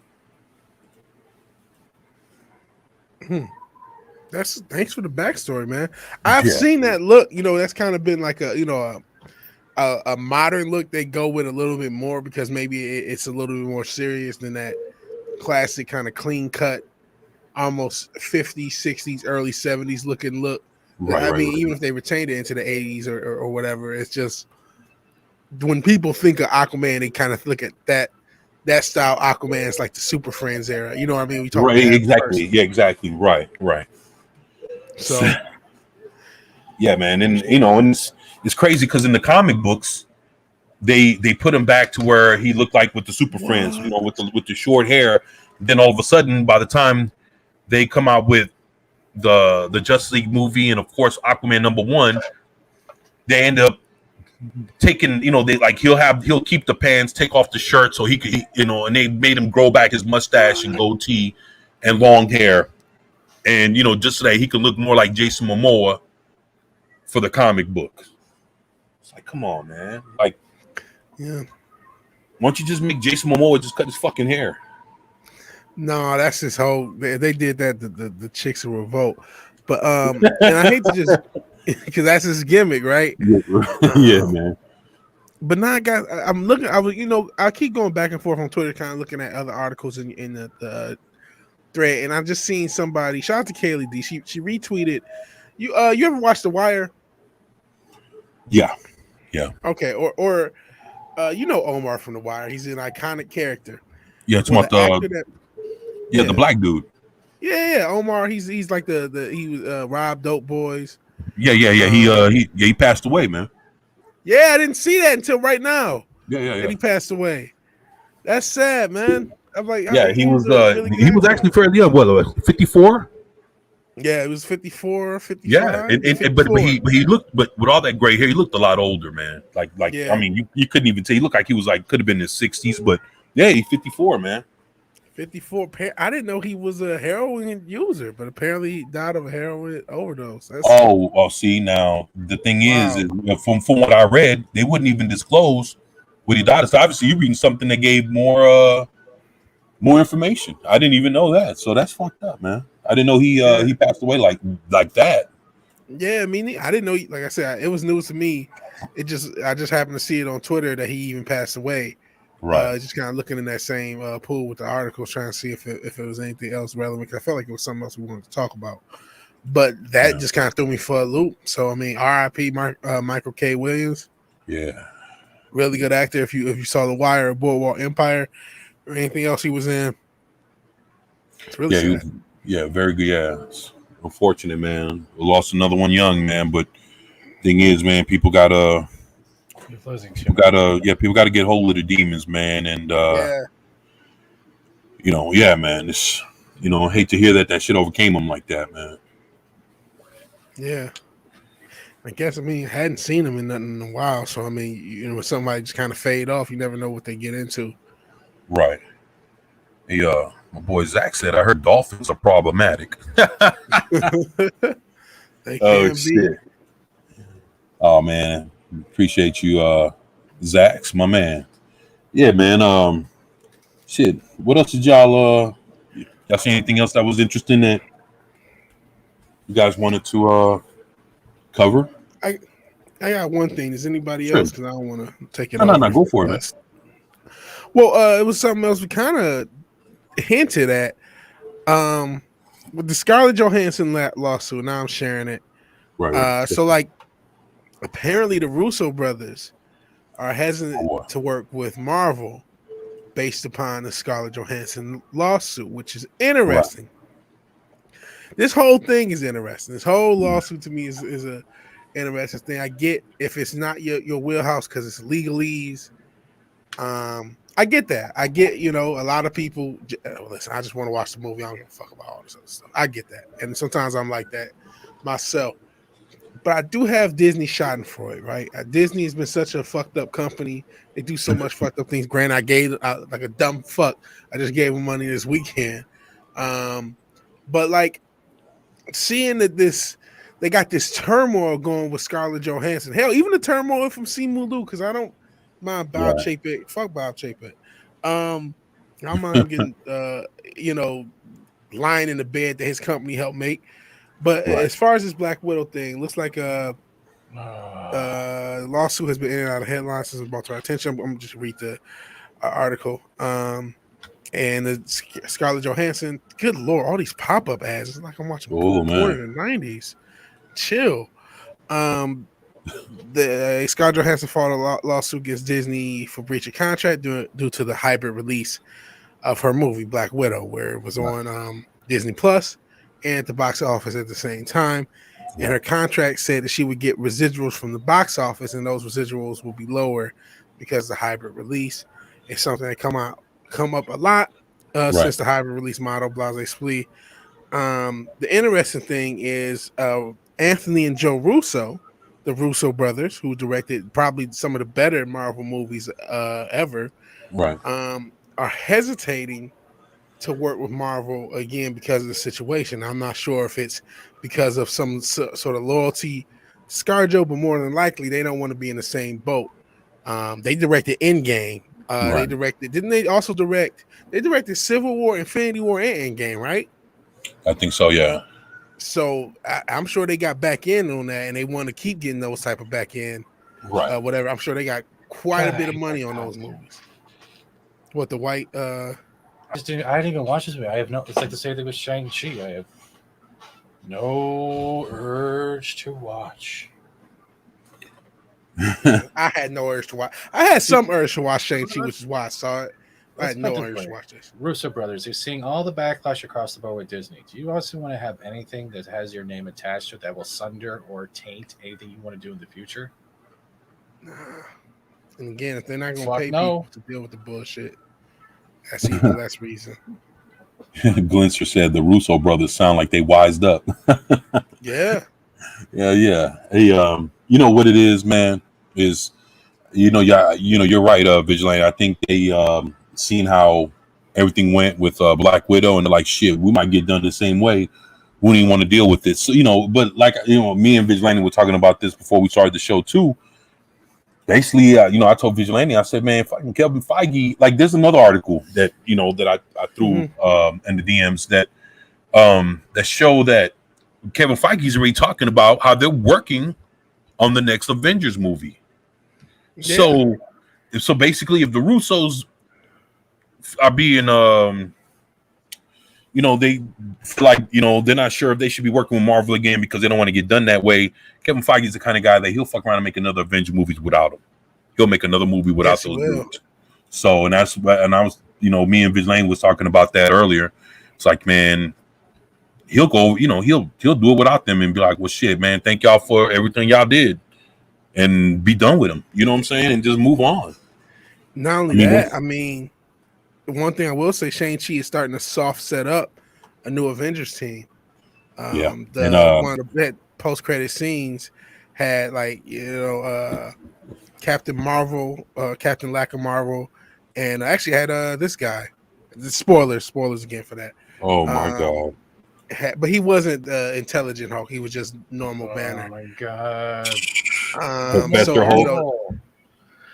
They were already, Professor Hulk. So they were already trying to tease that, Shang-Chi's going to be a part of this G Squad, the job squad for the old wrestling fan, the squad of losers that they got.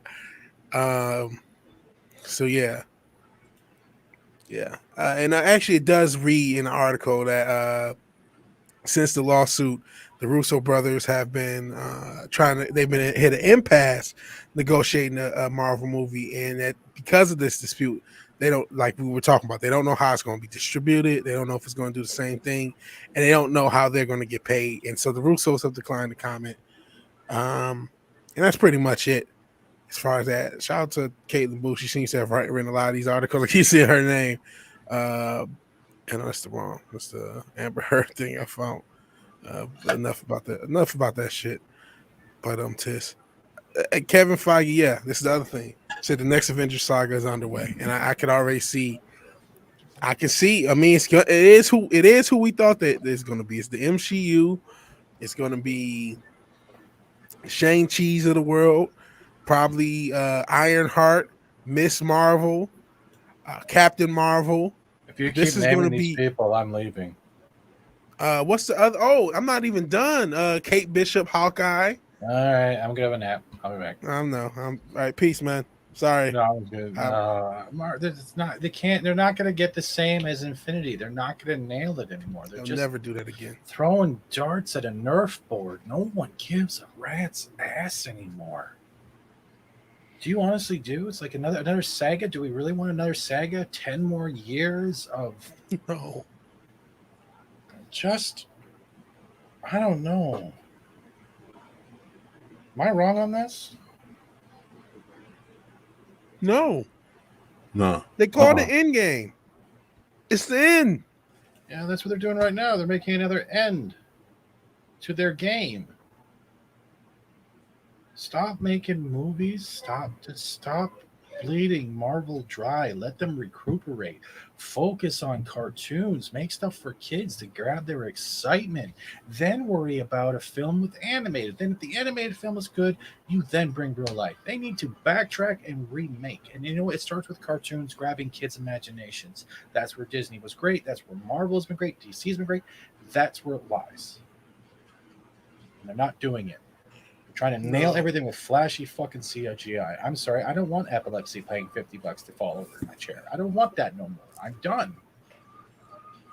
Yeah, and a lot of times that CGI is already dated by the time it's released. And what up to Pop Culture Republic and means of destruction? Sorry to sound like a dick on this one, but it's just No, this is exactly how a lot of people feel about this whole.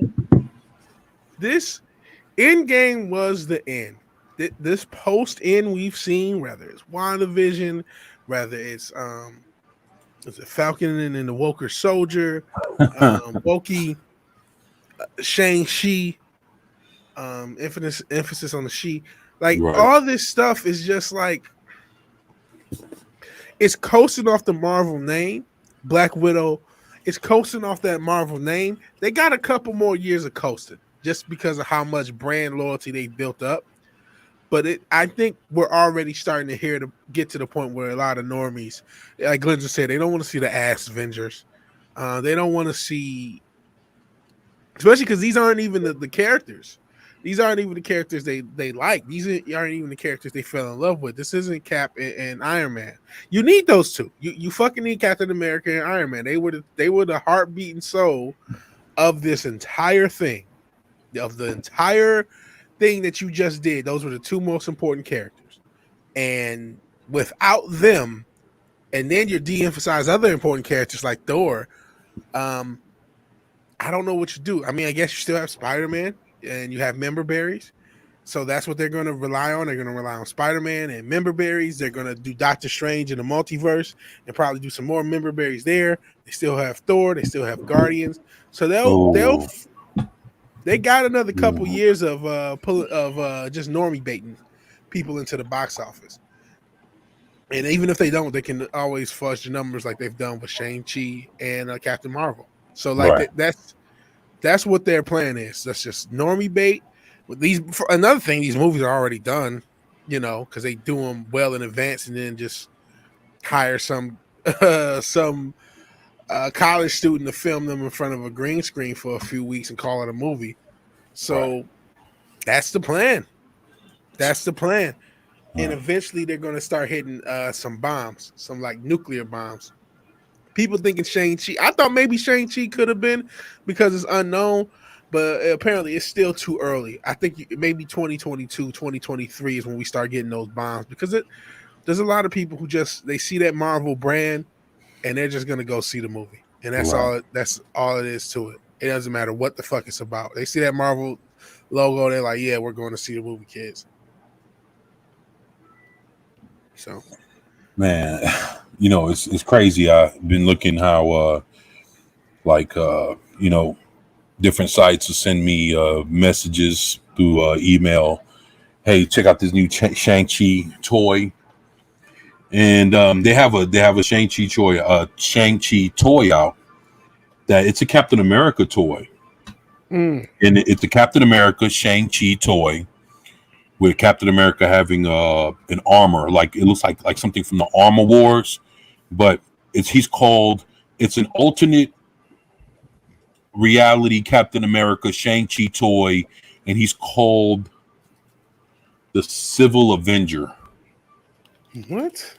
Yeah, man, they're trying to sell that shit for like $15-$20, man, and I'm like, why would I do that when Target has Shang-Chi toys going for like $7? Marvel's I don't know, man. Yeah, even fucking Shang-Chi himself, like they're selling him and then all the other folks in that movie. The toys are not selling, man, and And then they're trying to push all this alternate reality Shang-Chi toys. I didn't even know that they even made those, man. There's a bunch of weird shit going on. Yeah, that's and he kind of looks like that. He like that one right there. You know, it's funny how that's Captain America, and there's a character from DC Comics called the Guardian. Mm-hmm. He has a gold helmet, and he has like a blue and gold helmet, and he has like a gold shield and a blue outfit, and he fights crime in Metropolis. You know, he's cool with Superman or whatever. He's, you know, he deals with more of the ground level villains. And it's funny how they just made Captain America look like him in this in that, what's that, a game? I think it's a game, some sort of ad. And Glenzer, the Syphilis Avenger. Because I always have it playing in the background. Share that 24. Oh. Say it again, man. Share the screen. Oh, all right. Let's see what's. That is your game. Oh, is that the actual same game? This is the actual game. You get multiple customizable suits. You can have multiple heroes, level them up, get gear, raids. It's an open world RPG. Oh. You were talking about that, and it's all customizable. Well, it's not bad, but like when I say it's all customizable, I can't do it now. I'm clicking the wrong screen, but you can customize your whole character. Even you can actually get all different types of variants and suits and make your look different. And I mean, that's why I chose Spider-Man. Like they have everything because it's about different realities of Earth all crashing into each other, and they have Vision hooked up to a machine because in his ability to phase, he's phasing, keeping all the different Earths in one Earth. You were talking about this, popped it up, now you can see. So when you see it, that is what it does. I have it on the opposite screen, like because it has autoplay, so I just have it play in the background. Yeah, he looks like he's fighting a big ass yellow jacket. He is. Yeah.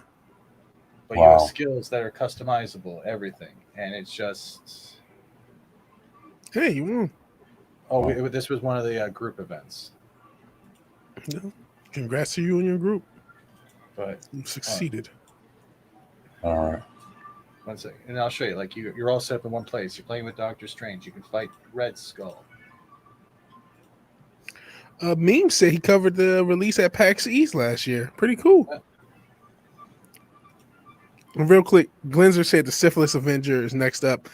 Brie Larson's already in the MCU. So is Aquafina, by the way. So they already have the Syphilis and the Gonorrhea Avengers already covered up. So don't even worry. Well, let's say you wanted your hero.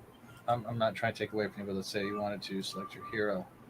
What do your hero select? It could be Star-Lord. Doctor Strange. You choose all your heroes. There's Black Widow. Oh, wow. Man. You can actually unlock more and have more for your team. Yeah. Wow. That's pretty cool. That's cool. Pretty cool. And honestly, I think actually fused with Ultron. And that's what Vision does. Oh my gosh. Just seen Captain Marvel, was like, fuck, man.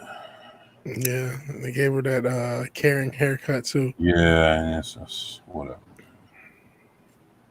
There you go. He's at level 65 with his Spider-Man. Pretty cool.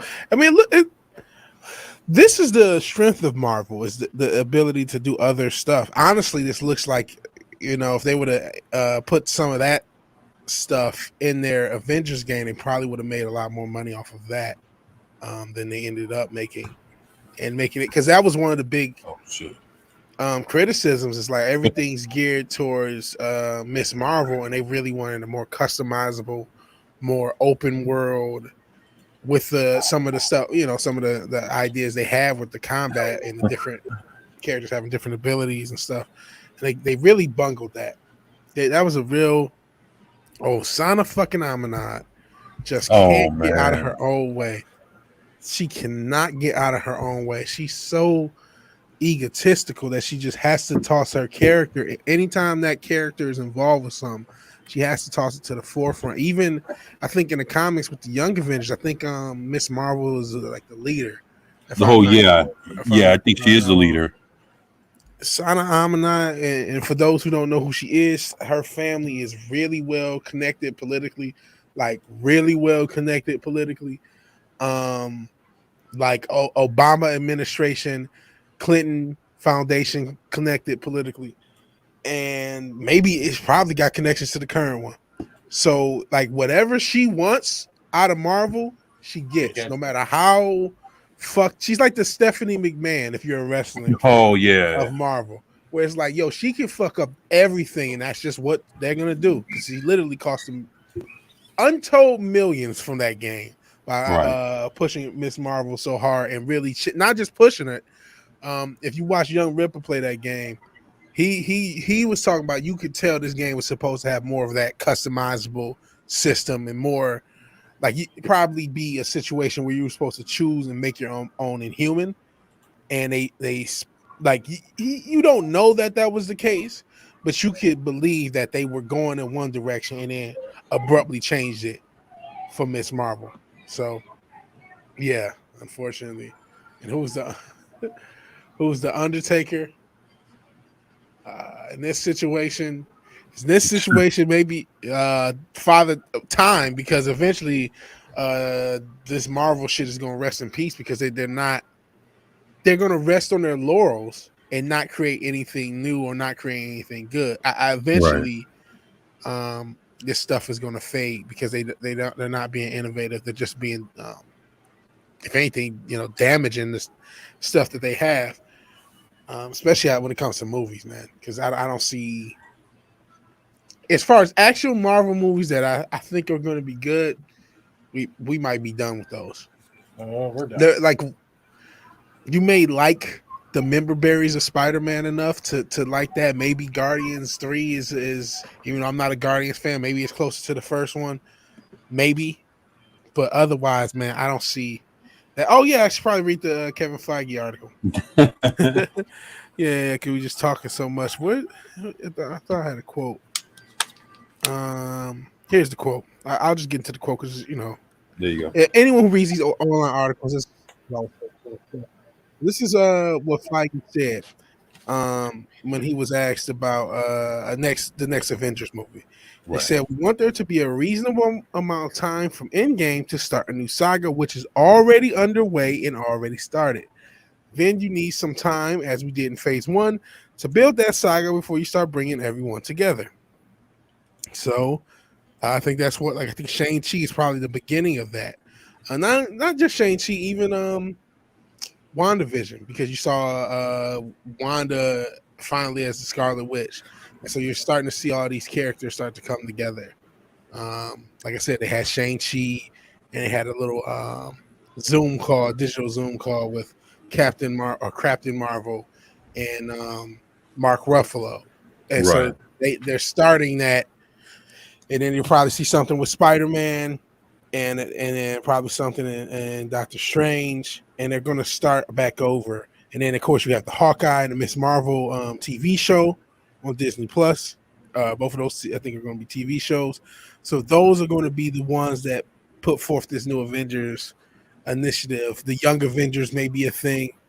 I could definitely see the Young Avengers being a thing with or the young women Avengers. It's going to be Ironheart, Miss Marvel, and Kate Bishop Hawkeye. That's going to be a thing in the next 3 to 5 years. So yeah, that's where Marvel's going. And I think if you jumped off at Endgame, that was the right time. I wasn't even a huge Endgame fan.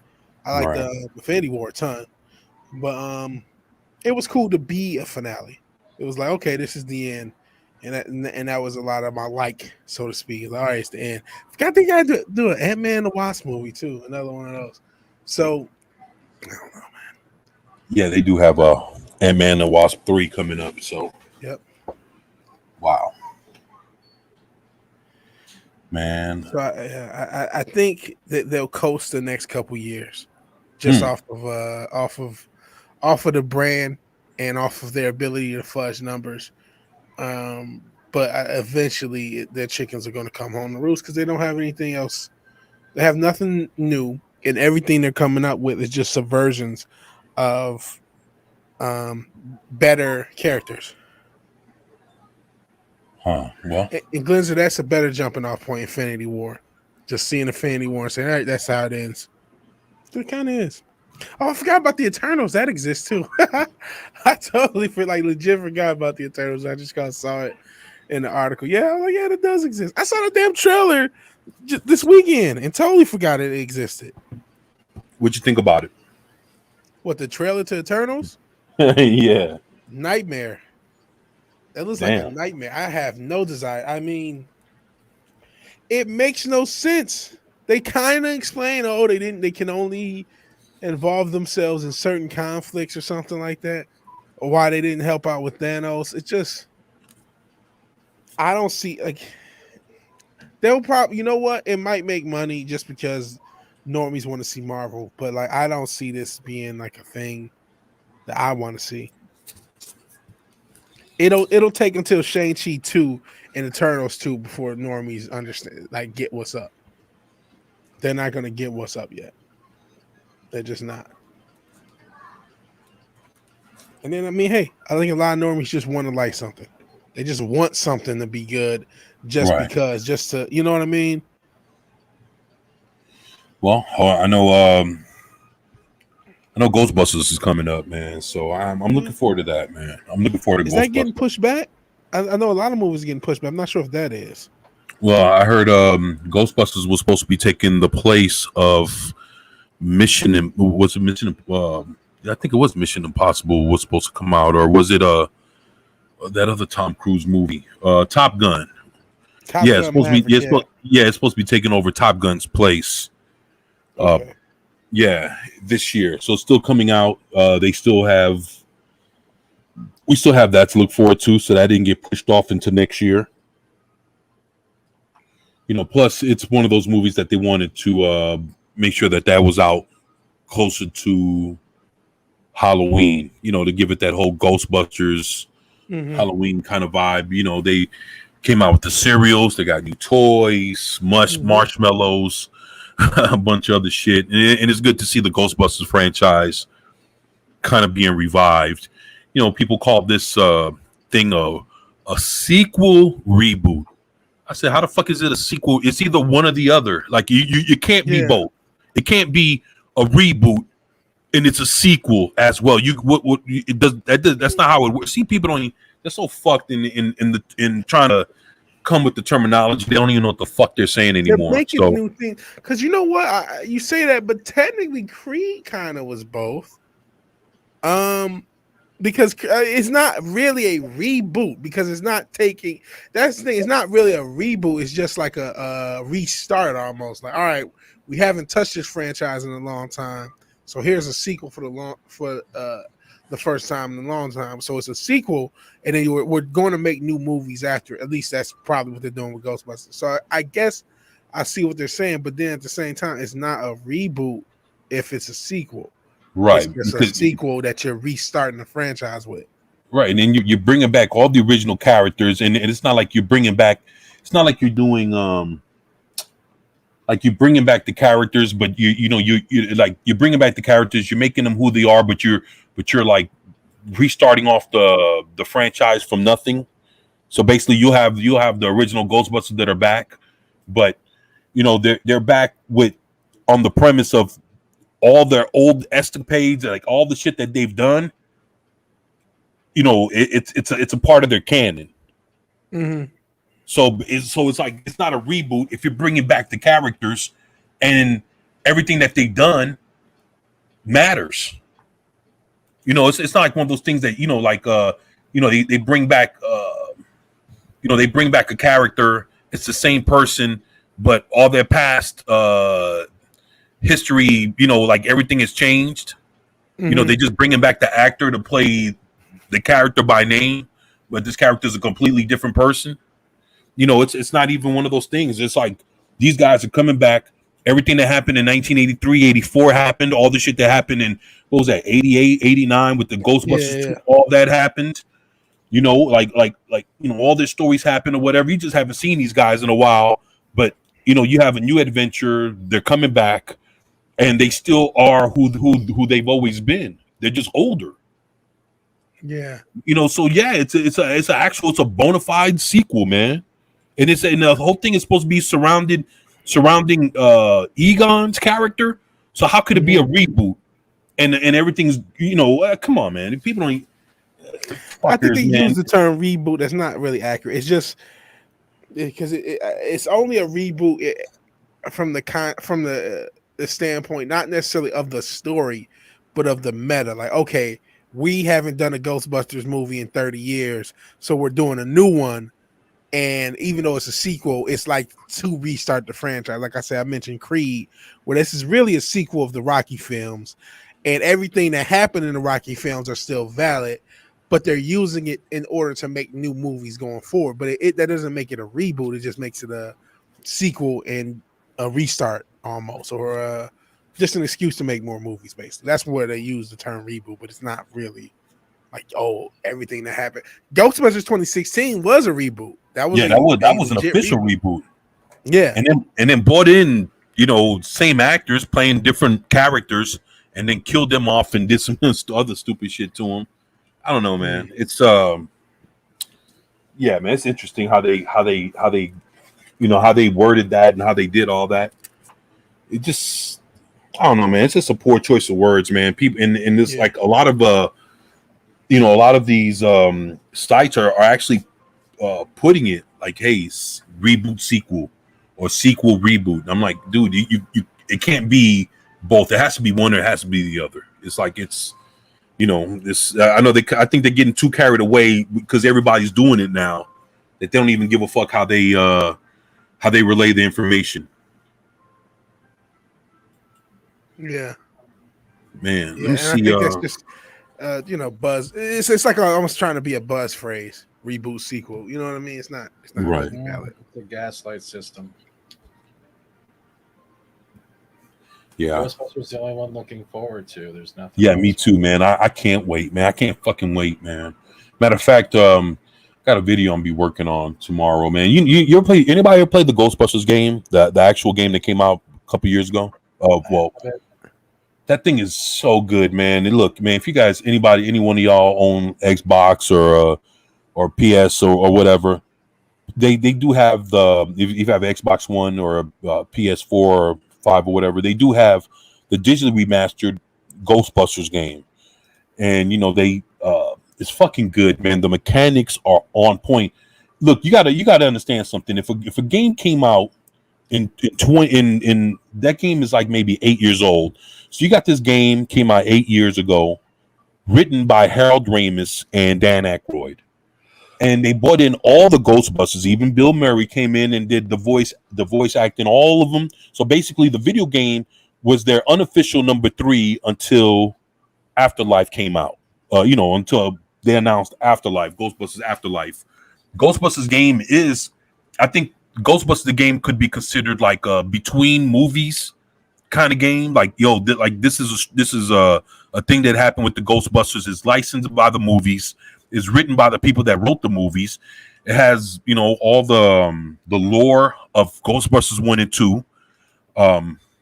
Yeah, man, it's I think it's a part of Ghostbusters canon, and for them to have sat there and redo a digital remastered of a game, they remastered it like 2 or 3 years ago, and by that time the game was like 5 or 6 years old. It's like the only time they remaster a game is if the game has to be worthy of a remaster for something to come out from the Xbox 360 to the Xbox One. Yeah. So this game is worth something, man. If you guys have never, like right now, you can find a game anywhere from $12.99 to about $20-$25 if you look for it online.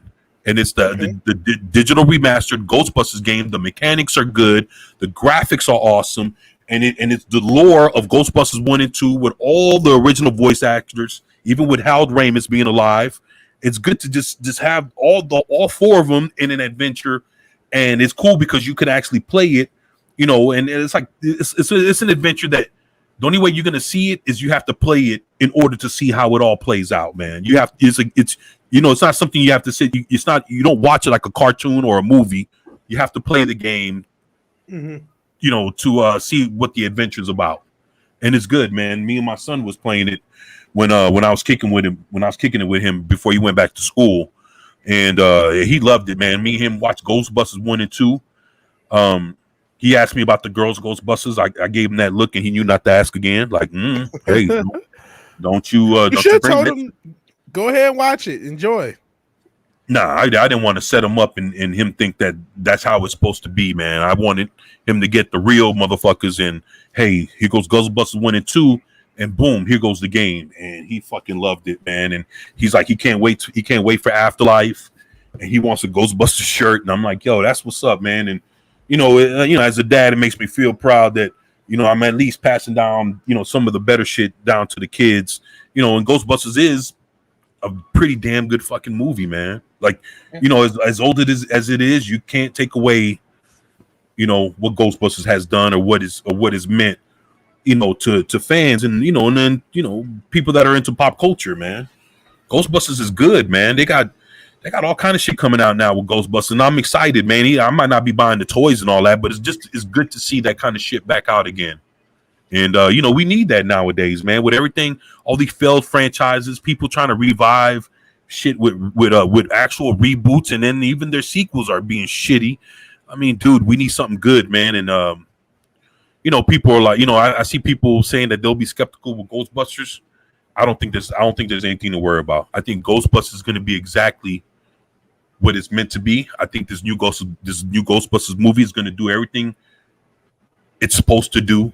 And I think we're gonna revisit the love for Ghostbusters all over again. I'm not gonna say that it's gonna be like fucking 1993 or 1994, but for what we've seen, it'll be damn near close to it with the, you know, with the love that we're gonna see come from Ghostbusters all over again. And it's crazy that it's gonna take Ghostbusters, you know, to show what it is to bring a franchise back and show us some love, like the way they did Cobra Kai, man, with Karate Kid.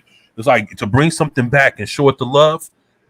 I think that was a good way that they started off with Cobra Kai and the Karate Kid, and I think Ghostbusters is heading the right way. And it took for 2016 to fail that Ghostbusters movie for them, and then for them to see what's been happening with other franchises since then, for them to be like, hey man, this is not the way to go. We have a chance at this. People are asking for it, and unfortunately Harold Ramis is gone, but this is the one shot, and I think they're gonna play it up, and it's gonna be a kick-ass movie, man. And I'm gonna be there to watch it. I'm gonna be there, man. Opening night, I'm gonna watch it, and I'll definitely be doing a review on it. So I'm excited, man. Cool, man. Yeah. It's good to hear your excitement, man. It's good to man. It's still something. Yeah, because you know it's not no bullshit. Like, you know, like when you look at it, you know, they show the trailer. They have the little girl in there. She's not the best as ever. She's in there getting picked on and being fucked with. And even when she starts figuring out how to use the fucking, like, you watch the trailer, she's out there using the fucking the wand or whatever, like trying to shoot the ghost. She's not acting like she's hot shit. It's like she's just a kid, man, and being fucked with, and it shows her insecurities, man. It makes her out to be like a real person, man. And we don't see that now. You know, we have motherfuckers we ain't never seen before. You know, they first time we see them on the screen, they acting like they better than everybody. They're smarter than all the dudes. They're prettier than all the chicks. You know, they got the sassiest lines, and you know, they're the go-to person. I'm like, who the fuck is this? Is not. It's like, I don't know, man. It's just we're getting a lot of fluff and not enough of the main shit that makes us, you know, want to watch a movie. We're getting all the shit that makes us not want to watch a movie. And when you see how Ghostbusters, because I was waiting to see when they were picking on the little girl with the glasses and stuff, and I was waiting for her to like do some snappy shit or do something to outdo the guys and make everybody look. She didn't do none of that. She got picked on, and she, you know, her head down, and I was like, man, she seemed like a real kid, man, not like one of these old fake ass kids that we see in one of these old fake ass movies. These people are really being who they are, and I was like, you know what, I could appreciate that they're trying to put some humanity back in these movies, man, and make these people feel real and look real, and they're like real tangible people that you can talk to, or like a person that you'd see walking down the street that you can have a conversation with, man, instead of just being this old obnoxious, full of shit ass individual that's fake as fuck and is unlike anybody that you'd want to meet nowadays, or anybody you'd want to interact with in a movie. I mean, I don't know, man. Just kind of miss that. Like Ghostbusters seemed like regular dudes, that knew about ghost shit and they wanted to take it to the next level, but they didn't come off like they were better than anybody. They just had their way. They were who they were, and boom, it worked, man. And it was cool. They didn't try to act like they were more than what they were, and they didn't like put people down or fucked anybody over to try to show it or prove it. And I miss that shit in movies, man. And I think we're gonna get a real humble Ghostbusters movie that pays a lot of homage and gives props to the original Ghostbusters, but at the same time, paves a new way to show that, hey, and I mean, just think about it. If the movie's successful, there's a sequel, and you want to bring these kids back for, I don't think they're gonna call it Ghostbusters Afterlife. They're gonna call it something else. The kids would be 2 or 3 years older by the time they come off with another movie. Dude, they'll be more into they'll be old enough to start handling responsibilities more closer to an adult, to where it wouldn't be all kid like. They'll be somewhere in the middle, like older teenagers or some shit like that. It'll be cool, man, to see like kind of like a coming of age and people growing into being Ghostbusters and knowing that, hey, our grandfather was this and he had a team that did that. And I mean, dude, it could be some good shit, and the girl doesn't have to be like she's the best thing ever. I mean, dude, these are people that have insecurities, and they're showing it on the screen, and it just makes you feel for the movie. Like, damn, man, I hate to see old girl getting picked on, and but she's gonna show that she's about something in other ways when she starts dealing with these ghosts and all this other shit. I think it's gonna be a good fucking movie, man. It's gonna be what we needed. Us as the fans, like the normies, they'll watch it, they'll watch whatever fuck anybody else watching. Somebody will talk good about it. Oh, they'll show up at the theaters.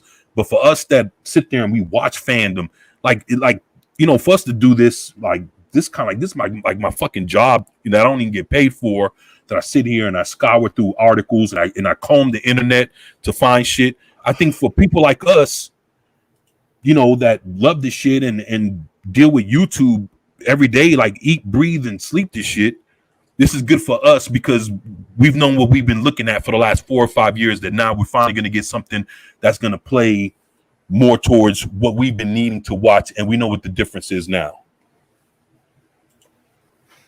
Hey, I'm just happy to hear anybody passionate about a franchise, because I have so much, I just assume the worst. I think a lot of it though, I mean, it's almost, if Ghostbusters is as advertised, you never know because we're in the post-bait switch world. But if it is, it may end up being a blessing in disguise that 2016 happened, that they got that out of their system. They had such, because that was really the first intentionally antagonistic towards fans movie. I remember, as a quote unquote normie myself, just being like, "Why?" It was perplexed. If you guys remember, where that what really tipped me to something being off, something being rotten in Denmark, is when the video game angry video game nerd said, "You know what, man? I'm an OG Ghostbusters fan. I'm and he wouldn't even review it. Fan. I don't want to review it." Yeah, I remember that. I remember watching the video. I remember seeing him explain and understanding it, and everyone called him everything but the child of the guy, as the old timers might say. And they were calling him a misogynist. He hate women. I'm like, what the fuck? Where did that come from? He said he didn't want to watch it because he's a Ghostbusters fan. It's not true to the original Ghostbusters, which it obviously isn't. And so that's it. Why are y'all calling them all these other names? It hadn't occurred to me that there was some agenda or all this other crazy shit. I was just like, he just doesn't want to review the movie. He's got a right to not review the movie. This fucking channel. What do y'all? He was so non-antagonistic in that video. It was like crazy. And that's when you had you're a man, baby. That's where that shit started. And so because they already went through their woke phase, so to speak, it's good they got that out and they already know, hey, we just won't make money if we try this way. If we either don't make these movies or we make them right. So I hope Ghostbusters Afterlife is right. And I hope your excitement is rewarded. Yeah, man, I'm good, man. I appreciate that, man. Matter of fact,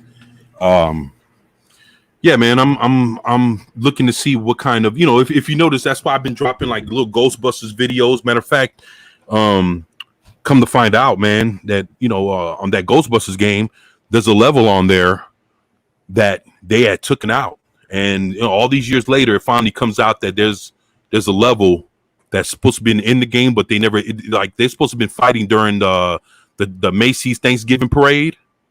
Mm-hmm.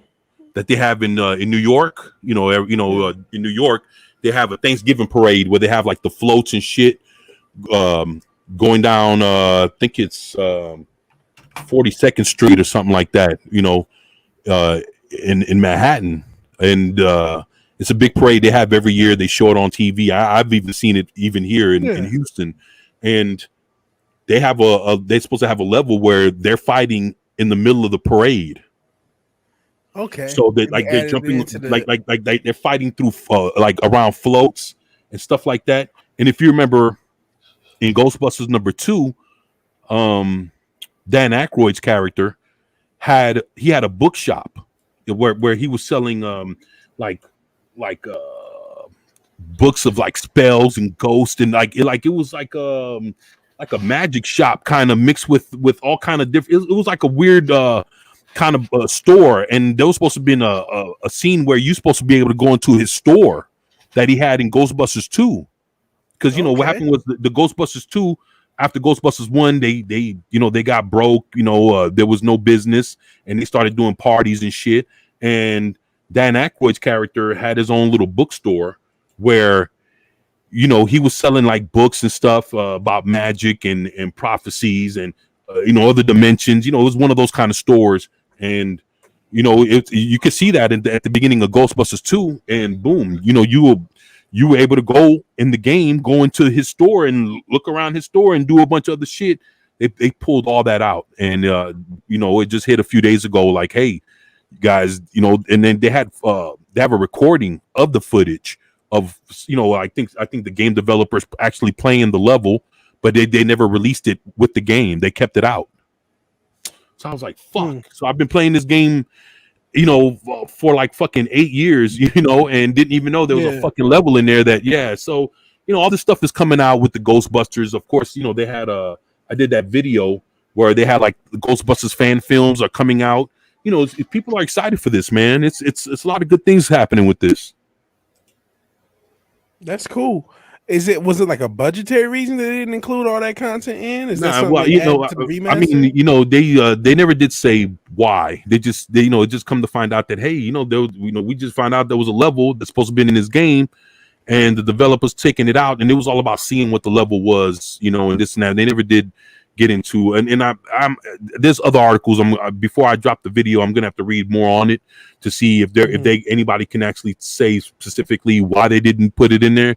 But just the fact that it's already created and you guys decide not to put it in there, it just gives something more to talk about, especially when it comes to the game, because that's other aspects of there's Ray Winston is if I'm not mistaken, Ray was Dan Aykroyd's character. It was Ray's store, Ray's bookstore or whatever. And it was just some extra, because what they did was they took everything from Ghostbusters 1 and 2 and put it in the game along with whatever new evil that they're facing.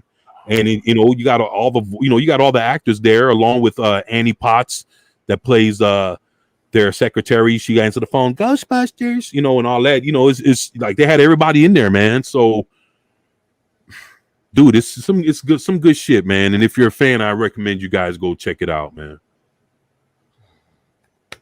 All right, man. That sounds cool. But I think we'll be wrapping this up here. If you guys have any last minute comments. Marvel's dead. That's pretty much it. That's all I got to say.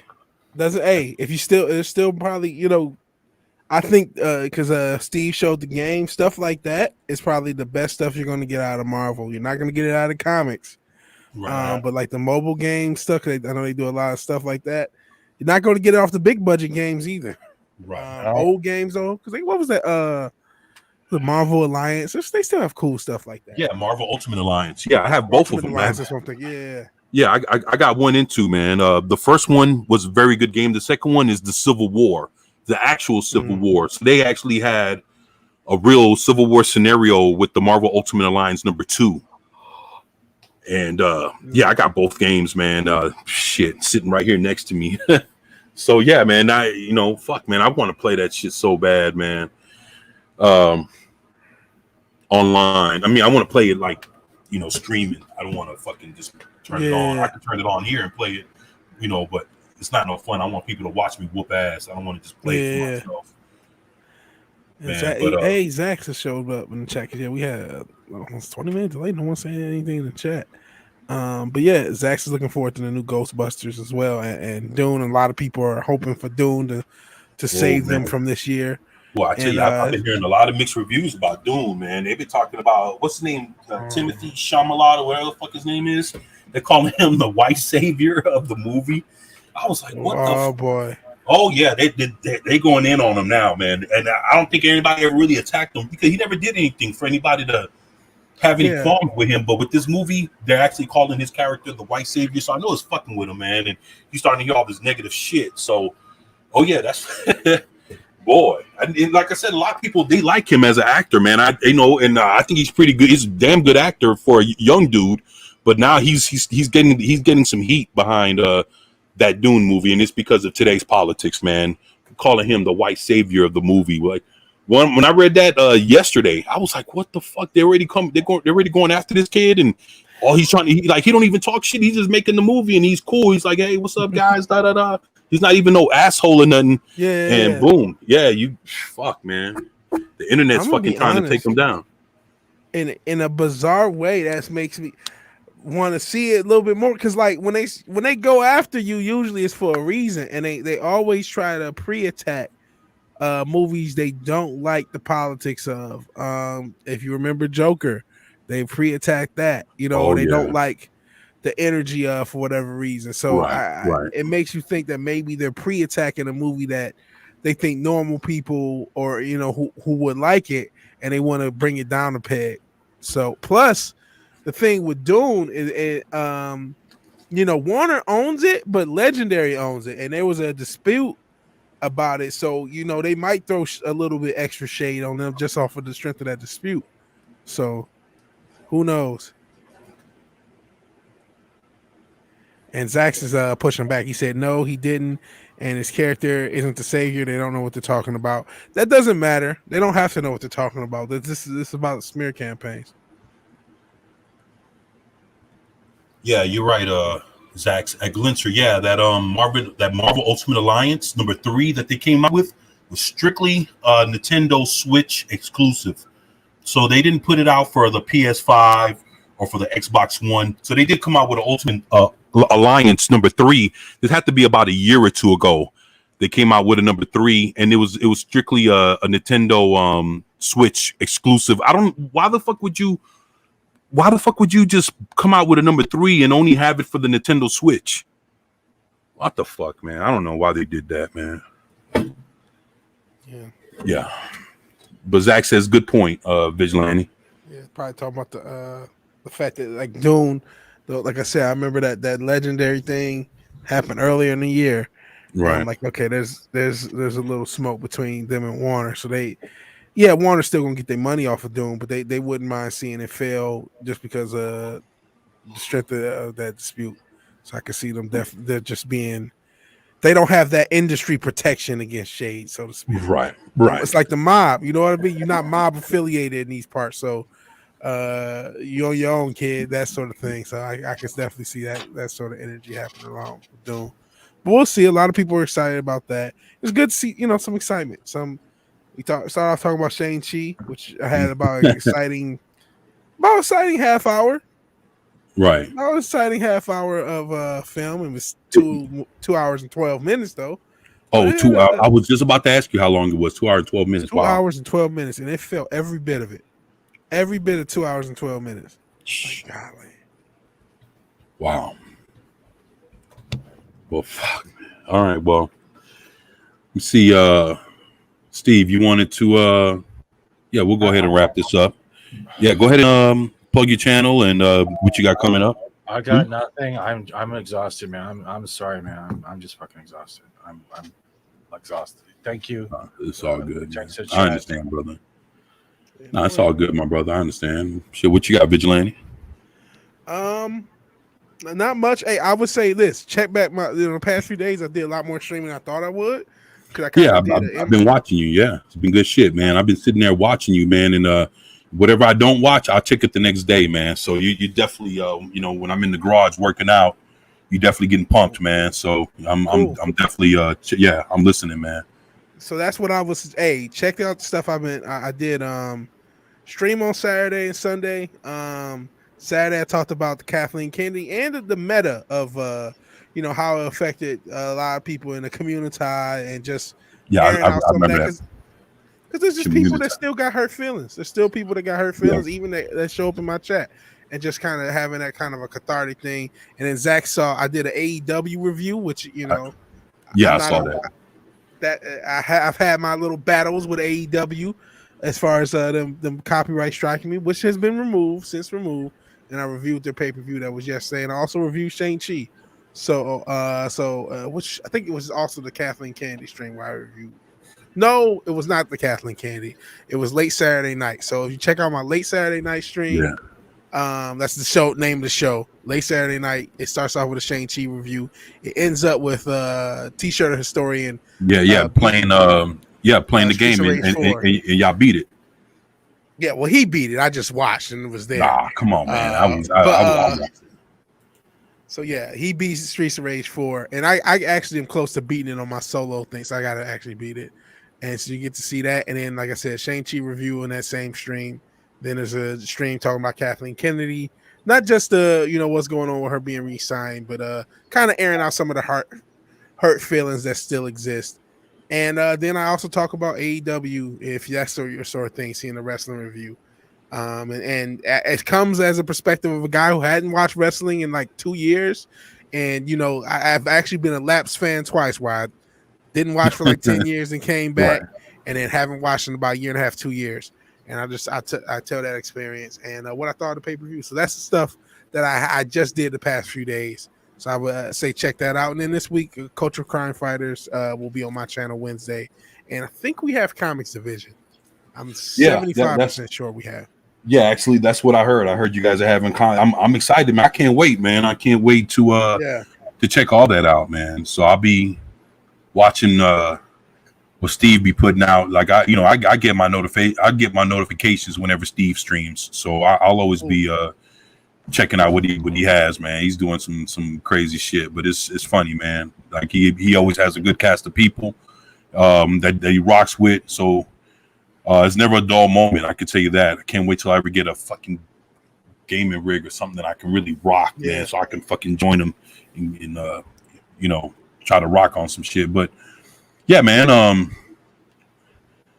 Noble, what's up? What? Hey, man. I'm not sure if this is the first time you ever been on the channel, but yeah, I've been checking Noble out on your channel, man. He's a cool dude, man. Yeah, he's cool. Like, yeah, and you know, and I remember what you were talking about. I think it was Saturday or Sunday night. We was talking about you know, people feeling the way they feel about things, and you know, I remember him being there, and yeah, man, Noble's cool dude, man. Hey, great to have you here, man. Thank you, brother. You know, Noble, Zach. About how you feel. Yeah, man. And they made the stream. You guys who were in the stream with me, it was a really cool. It was a conversation as much as anything. So everybody who was in the chat who may be here, like Noble, Iron, and Zax, and everyone else who saw any of my streams, like thank you, because you guys, it was cool for me too to talk to you guys, kind of see how everybody feels about things. So thank you for being there. It was awesome.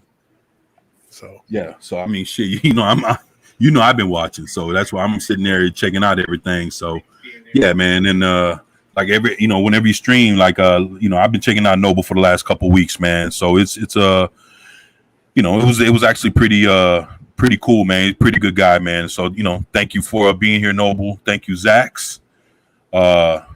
Man, thank everybody else for being here. Oh yeah, Vigilante, what you got anything else going on with I know you got what you got going on with the Cultural Crime Fighters. What about your single streams that you got going on for Thursday? Yeah, still gonna do at least I'm planning on doing Thursday and Saturday. Saturday. Yeah, I plan on doing Thursday and Saturday.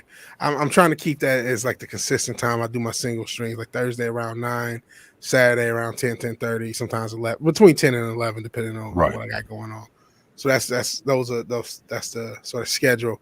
And I may do more Sunday streams if I have time. I may do more of those. So we'll see. We will see. Yeah, I enjoy them, man. So shit, man, keep them coming, man. I'll definitely be there watching. So yeah, those are awesome, man. And shit with me, man, I'll be dropping videos. Tomorrow's Tuesday, so Tuesday, Wednesday, I'll be dropping some videos. I have a Thursday live stream that I start around 4:30, and I'll be doing that for about 2 hours. I'll be dropping videos before and after the stream, just kind of keep up my video thing. And I'll be streaming on Friday around 2:30. I'm gonna do the FNT pre-show. It's called the pre-show show. And last week I had a great show.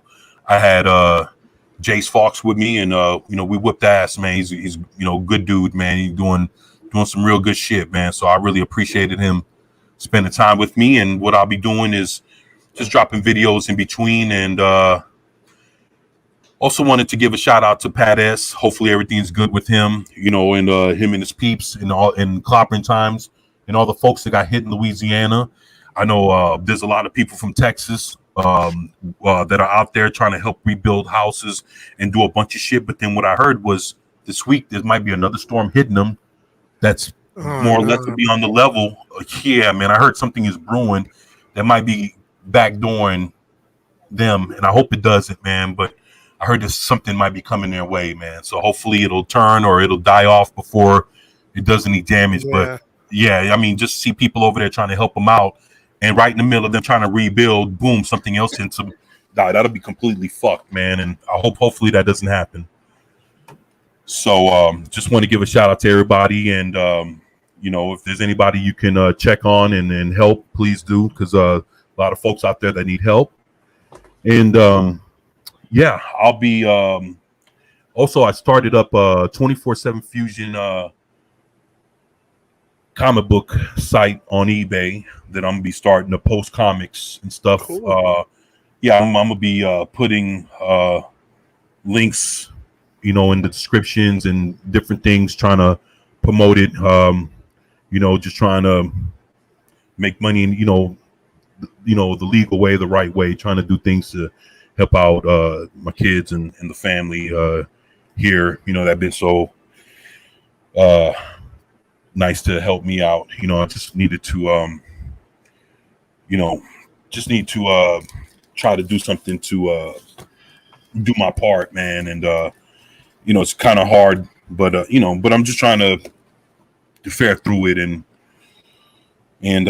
So I set up this eBay store, and I'm going to start posting comic books for sale and movies and a bunch of other stuff. So T-shirts and different things that I have. So I got some things in the works, and I'll hopefully be streaming with Vigilante sooner than next Monday. Hopefully catching up with Steve sometime during the week. And I would love to get a chance to talk to y'all again. But before we go, just give me one more minute. I just want to kind of go through the chat and just tell everybody thank you. I want to start off with saying thank you to Keely Chow, Roll Tide, my brother.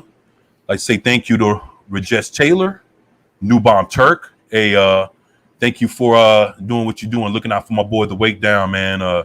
He's a great dude, man. And New Bomb Turk, man, we just want to tell you thank you, man, for doing what you're doing, man. Appreciate you, man. Like to say, let's see, like say what's up to Jace Fox, man. Thank you for being here, my brother. Let's see, and the Cat Man, aka Didi Myers, boy, he's a hell of a supporting dude, man. Thank you, Didi. like in my videos. He watches them. He leaves me a comment on every video. And man, I sure appreciate Didi Myers, man. Thank you for being here and supporting your boy. I appreciate you. Memes of Destruction, Pop Culture Republic, Glintzer. I'd like to tell you guys thank you also for being here. McKinney Draws. Thank you for supporting me and my brother and looking out for us. My boy Zax. Boy, Zax is awesome, man. Appreciate you, Zax. Thank you, Noble, for being here, man. I appreciate you. And with that, want to tell everybody thank you for everybody that's watching, that's popped in, was lurking, or will catch us on a replay. Want to tell everybody thank you for supporting us and being here with us and for us. And this is Fat Steven Seagal, Vigilante Williamson, and your boy 24/7 here with the Primetime Kings.